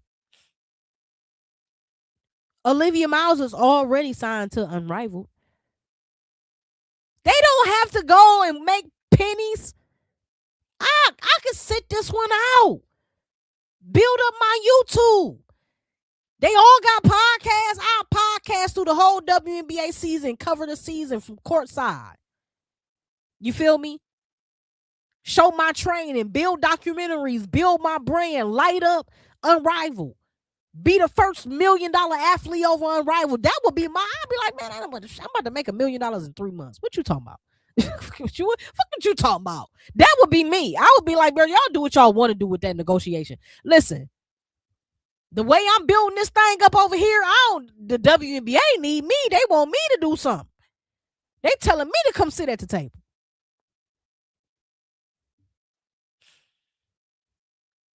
This dude in here talking about women missing layups and shots as if you watch the NBA and men's NCAA games. All the men go 100% from the field. Bro, don't embarrass us with that goofy take. Hey, look though, I was feeling them though. Like I hate that, but I do agree though. It ain't one sided. Everybody do be. Sarah Blanca and Gandy for UConn next season would be crazy. It's gonna be interesting. It's going to be interesting to see what happens with the incoming wave of freshmen and then what happens in this transfer portal to offset some of these people who are graduating and who are just going into the draft. It's going to be interesting. Ole Miss was missing Sierra due to injury. Now they're well rested, so Ole Miss will cause major upsets. I think Kentucky will upset teams to cause Kenny already experience the Elite Eight. Yeah, I mean, Kenny Brooks is a vetted coach. He sure is. And he definitely has experience on the big stage. So I think that's interesting. I like Kentucky. I think they have a great team. I think they got embarrassed by South Carolina. And it happens to the best of us. I mean, when you are a great team, with these 4 teams that we're talking about today, between UConn, UCLA, Texas, and South Carolina, I mean, you're gonna take your turn getting embarrassed by them. It's just they're like that. I mean, what can we say? What can we say? Let's talk about South Carolina. Their advantage is their winning DNA. You know what I mean? Dawn has a winning DNA. They have deep tournament experience. They have championship pedigree, right? They have depth all up and down this roster now. But the question is that depth going to show up? Is their bench going to show up? Or are they going to have more people contributing to that offense in March Madness on this team? I think so, but they got to prove me right, or they gonna get bounced. But I don't think so. I'm confident in my team. The cons are their offensive rhythm. Sometimes they just look sporadic. Sometimes they don't look confident. Sometimes they look confused. Okot missing layups. Edwards bad shot selection. Raven airballing threes. Tessa can't get open. It can just, and then when those hurdles stack and compiled, and you have a game like Texas, and Texas played a perfect game, and teams figure out how to attack them. And they figure out, okay, if I limit Raven from getting those clean passes, if I pressure the ball, if I make it a little difficult for her, then I'm slowing her momentum down. If I slow her down, then it's a ripple effect. I affect everything else. Asia, Fee, Stewie, Andrew, Page are the current faces that will lead the W higher. Exactly. And the WNBA better get behind it. They better get behind it. This should be, I don't understand what the issue is. We need to forget the past. We need to forget about, oh, y'all ain't made no money and this, that, and the third. Man, forget that. The stock market don't care about what the stock market did yesterday. If you made $1 million today, do you care that you lost 500,000 yesterday? You're not worried about your losses yesterday. You only worry about today's wins. Capitalize on today's wins. That's capitalism. Capitalism is not in the business of talking about longevity, because your business can be gone tomorrow. Why? Because competition is popping up daily. So the WNBA didn't have competition, but now you got competition right in your backyard with players who play for your league, who got their own stuff, with players who play overseas, who connected, who sign, who get on. Come on, W. Don't slip up and bump your head and miss out. Because if ever, here's the T. Angel already played for Unrivaled. And y'all see the uptick just with her playing the last couple of games. What y'all think if Caitlin come over to or Unrivaled? Remember the first contract, she had $1 million contract with the Big Three. She turned that down. What if Asia decide, I'm gonna go ahead and play this 3-on-3, or I'm gonna go ahead and show y'all my 1v1 bag? Stop it. Azzi is real big in China now since she went with Steph Curry due to CurryCon last year.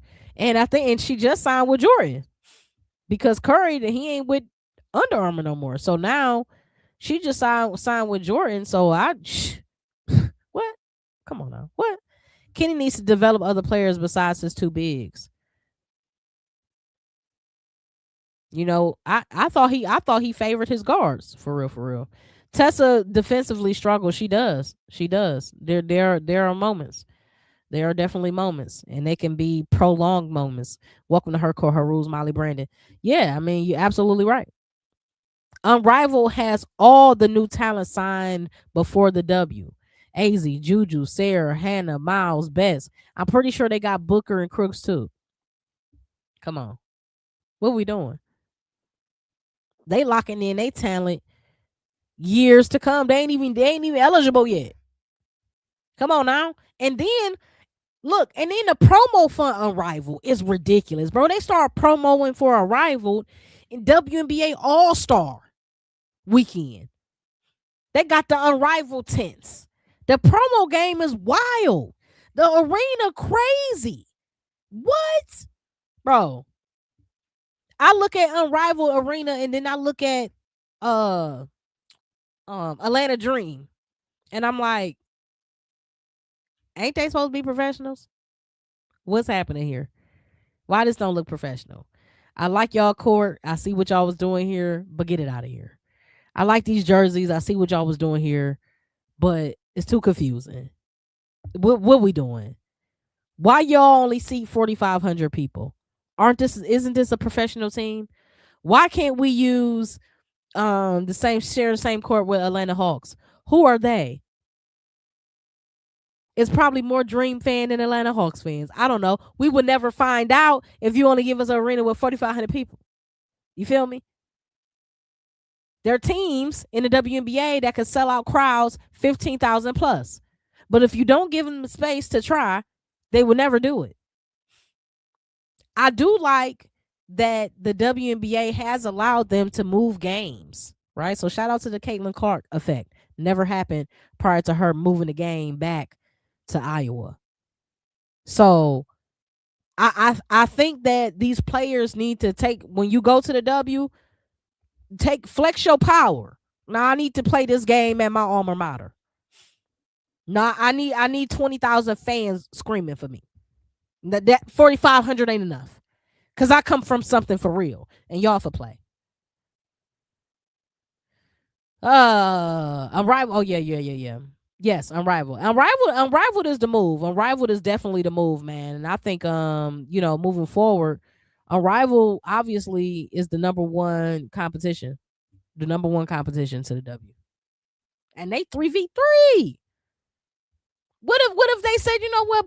Max pressure. We 5v5. Fuck it. What if they say it? What if they do it? What if they did it?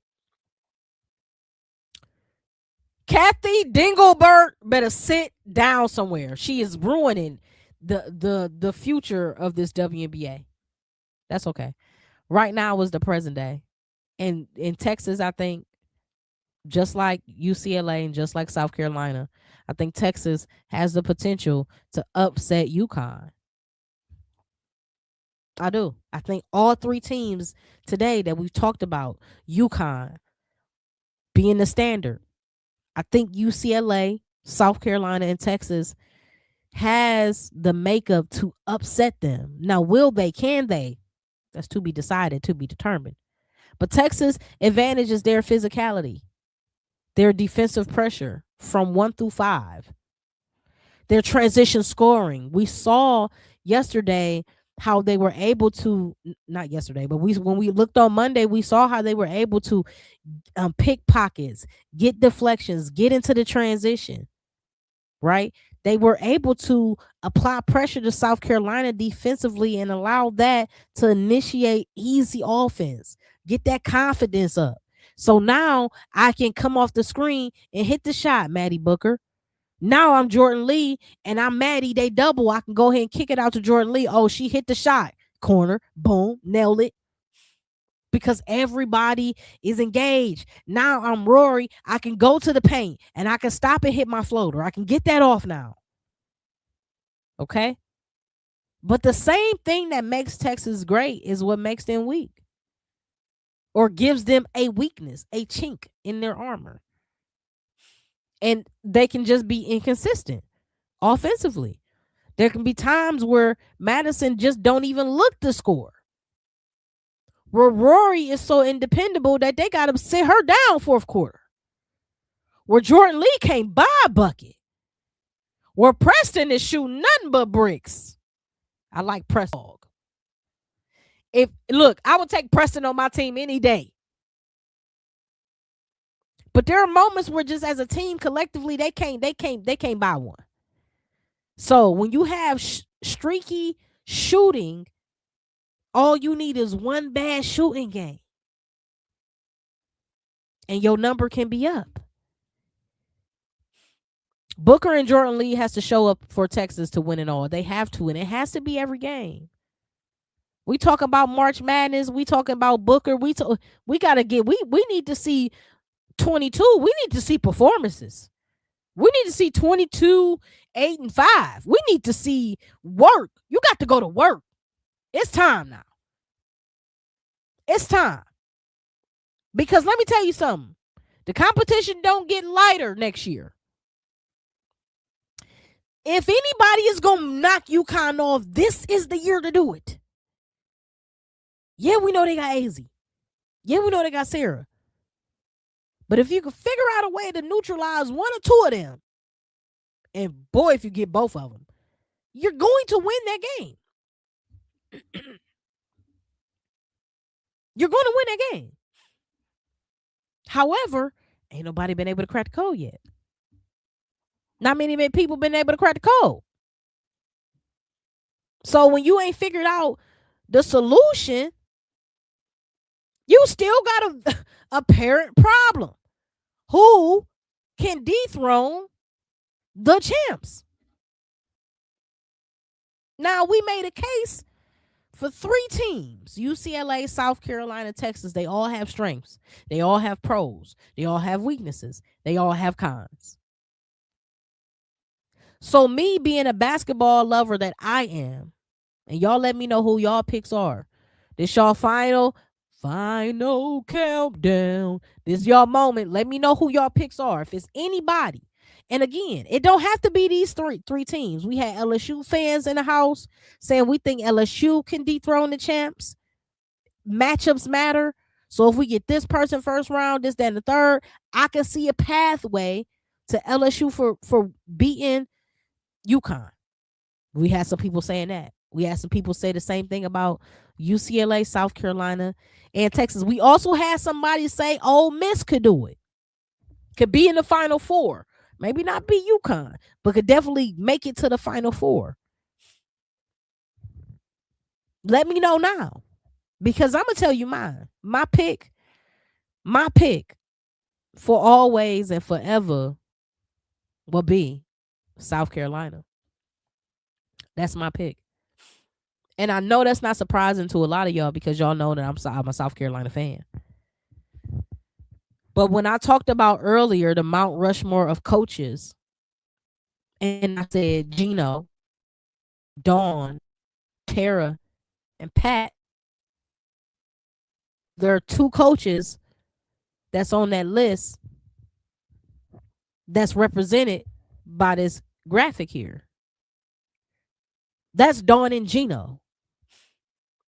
And in my mind, even though this South Carolina team may not be as strong as last year's, when we talk about consistency in the individual play, consistency in having that one elite stopper or those 2 defensive stoppers, even though this is not the same team, UConn ain't the same either. And that's the difference. The difference is neither of the teams are the same, but I think they are still 2 most elite, most tested teams of the 4. And here's why I would say the only other team that I could even consider that would be in this conversation will be LSU. However, they fumble too much at the end. And if you in a tight game with UConn, because again, we talking about Final Four, we talking about championship game. We got to expect it to be a single-digit game. I don't foresee blowouts. 2 best teams in the country, I don't think it's going to be no blowout. It should be a single-digit game. If you have a single-digit game spread with UConn between UCLA, I'm taking UConn. Between a single-digit spread between UConn and Texas, I'm taking UConn. But if it's a single-digit game between UConn and Carolina, I don't know. It depends on what's been going on in this game. So, just like Molly Brandon said, they have the best coaches. Present day best coaches. Shout out to Vic Schaefer. Shout out to Kim Mulkey. You feel me? Shout out to him. Shout out to Miss Ralph, Shea Ralph, Vandy. Shout out to him. But everybody know what the standard is. Not when it just comes to coaching, but when it comes to leading, when it comes to empowering, when it comes to inspiring. You see how Dawn show up? Not to say that these other coaches don't, but Dawn show up for her players off season. We see how she show up all the time for Asia. We see how she shows up for her favorite players that are not, women's basketball. They're football players. We see her light We see her energy. She can affect you through the screen. Never met her, but I would be like, damn, who wouldn't want to play for her? Who wouldn't want to play for Dawn? I can't say that about some of these coaches. You feel me? Who wouldn't want to play for Gino? Yeah, it's gonna be hard. You know it's gonna be hard. Yeah, he gonna make you do some uncomfortable things. Yeah, he's gonna force your game to evolve. But that's what you want. And obviously, these aren't the only two coaches that can do it. All these coaches are great coaches. All these coaches we talked about today. We talked about Coach Yo. You know what I mean? We always talking about great coaches over here, because without a great coach, your team ain't. You know what I'm saying? You ain't winning just off talent. Your team gonna need to pull it together. So, to sum it up, it's still in Dawn we trust. The dynasty, in my opinion, is not over. But again, no team is safe. So I don't think it is as secured as it was in prior years. Same thing with Gino. I think it's going to be hard for him to have those years where he wins 4 in a row or 3 in a row or win 3, lose 1.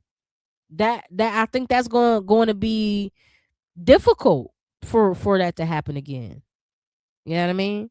But we've had a lot of people in the chat to say that if UConn gets it this year, then they think that odds are they'll get it 4 years in a row. They got 1 year under the belt right now. Get it this year with Sarah Strong leading them for the next couple years, and in incoming class and transfer portal. Odds are in their favor if they can secure this win. But they gotta show and prove. And the teams that can potentially do it gotta do it. They gotta do it. We can't talk about it. We cannot talk about it. You just gotta go out there and do it. So UCLA, South Carolina, and Texas round out the other 4 seeds. And between these top 4 seeds, I expect to see all 4 of them in the Final Four. You can't be this dominant all season long and don't make it to the Final Four. Not in my opinion. That's unacceptable. That's unacceptable. And I think it will be unacceptable for those teams and those organizations as well. Now, let's say somebody one of them get upset by LSU just because LSU and Vanderbilt, they kind of been on their heels all year. That would be the only way I can see, but I can't see nothing else crazy happening. It would only be, if it ain't the top 4, it's 5 or 6. Again, we looked at the AP poll, and I'm like, out of all these teams, and all y'all great. You know what I mean? From the Iowas on down to the Fairfields, great teams, nice gowns. You feel me? However, them top 4 teams is different, and I think they different in every way. The main way, coaching. Second way, depth. Third way, experience. Attitude. Confidence. Been there, done that.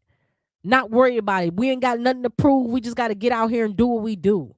A lot of these other teams, they got something to prove. And something to prove. Everybody got a chip on their shoulder, but like nobody know who you are. So you got to prove who you are. Hey, let me reintroduce yourself. My name is Ohio State. My name is Maryland. My name is Kentucky. My name is South Carolina. Ain't got to do that. UCLA ain't got to do that. LSU ain't got to do that. Everybody know who they come. They still walk in the door with that number 1 confidence because they already been there, tasted. They know what the Final Four tastes like. They know what's up. Blanca wasn't even one of the top 100 recruits, and Gino went to Italy to get her. That was a crazy lucky find. She is definitely in the top 10 freshmen now, if not the top 5. Come on now. Talk about recruitment. That's the thing. That's what we going up against when you talk Gino. He sees stuff that we don't see. He sees stuff that we don't see. You feel me? And that's the difference. That's the difference between Gino and a lot of these other coaches, man. Same thing with Dawn. You know what I'm saying? Same thing with Dawn, right? With her recruiting and her willingness to go across the pond and go find something that don't nobody know nothing about. You feel me? So So let me ask y'all. So I'm gonna wrap up this episode. But I'm gonna do the selection Sunday, right? So the selection Sunday is at 8 o'clock. I normally don't be streaming that late, but if y'all want to do the selection Sunday here, then get into the comments, not the live chat, because I'm gonna review it tomorrow and I'm gonna take a poll. If y'all want to do the selection Sunday live here at 8 o'clock, then pull up at 8. Let me know. Get into the comments. Let me know. Say selection Sunday 8 o'clock. Or we can do a regular episode at 3 o'clock. Y'all let me know how y'all want to play it. And I'm going to kind of move with the people, whatever y'all kind of saying at the end. So let me know. If I don't get enough feedback, then I'm going to run it with the same episode at 3 o'clock. And then we do the selection recap on Monday. You feel me? So y'all let me know again. If y'all want to do the selection Sunday together as a basketball fan on Sunday at 8 p.m., put that in the comments on this video. Not the live chat, but the comments. And if y'all cool, we're doing it on Monday, regular schedule programming at 6 p.m. Y'all let me know that too. So Sunday, 8 p.m., Monday, 6 p.m. Y'all got two options. Other than that, man, it's been a great episode. It's been a great episode, man. I ain't even, I'm about to check something real quick because, again, y'all know we've been on the road to 500 subs. And I'm going to just see if I got there. So it looks like, you feel me? Your girl. We did it, y'all. We did it, y'all. We made history today. We made history today. And we hit that 500 sub mark. So I appreciate all of y'all, man. Really. I really, truly do appreciate all of y'all, man. This is all me, right? This is all me. Everything is curated by me, all the graphics. You know what I'm saying? You feel me? But what's not me is the community. What's not me is the live chat. What's not me is the energy. What's not me is the connection. You feel me? So I appreciate y'all, man. The chat makes the shows, right? And so that's why I put it in the description, like, y'all run it. Y'all help me run this together collectively, and I appreciate y'all, man. So thank y'all for helping me hit 500 subs. We gonna keep moving. We gonna keep jugging. We gonna keep going. The next time we meet, we gonna just kick it and we just gonna chill and we just gonna celebrate and talk about this final selection Sunday and the final selection results, man.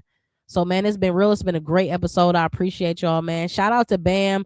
Big shout out to Bam out of Bayo with his 83 points, man, surpassing the legendary GOAT, Kobe, Black Mama. Rest in peace, man. Again, just like Bam said, I wonder what Kobe would have said. And Bam said in his words, he probably would have told me to do it again. And I believe that. I believe that. Kobe is one of them. Boy, I don't care nothing about that one time. Let me see that. You know what I'm saying? Spin a block on it. So shout out to Bam. Big shout out to Bam. Shout out to women's basketball. Shout out to the March Madness. It's time. Basketball is here. It's forever. It's live. Women's sports is forever turned up. Her core, her rules is turned up. This is your destination for March Madness recaps, for the final reveal. This is your destination. So pull up on Sunday. We're going to talk about this reveal. Pull up Monday at 6 p.m. and we're going to kick off this March Madness the proper way. Y'all know how we do it on Her Core, Her Rules. Man, I appreciate all y'all, man. Be sure to hit that like, hit that subscribe on the way out. Y'all know each and every episode is powered by none other than the illest lifestyle brand on the map, Free Your Lens. Learn about the movement at freeyourlens.com. Again, y'all, I appreciate y'all for another great episode. We're going to catch y'all on Sunday. Peace and freedom.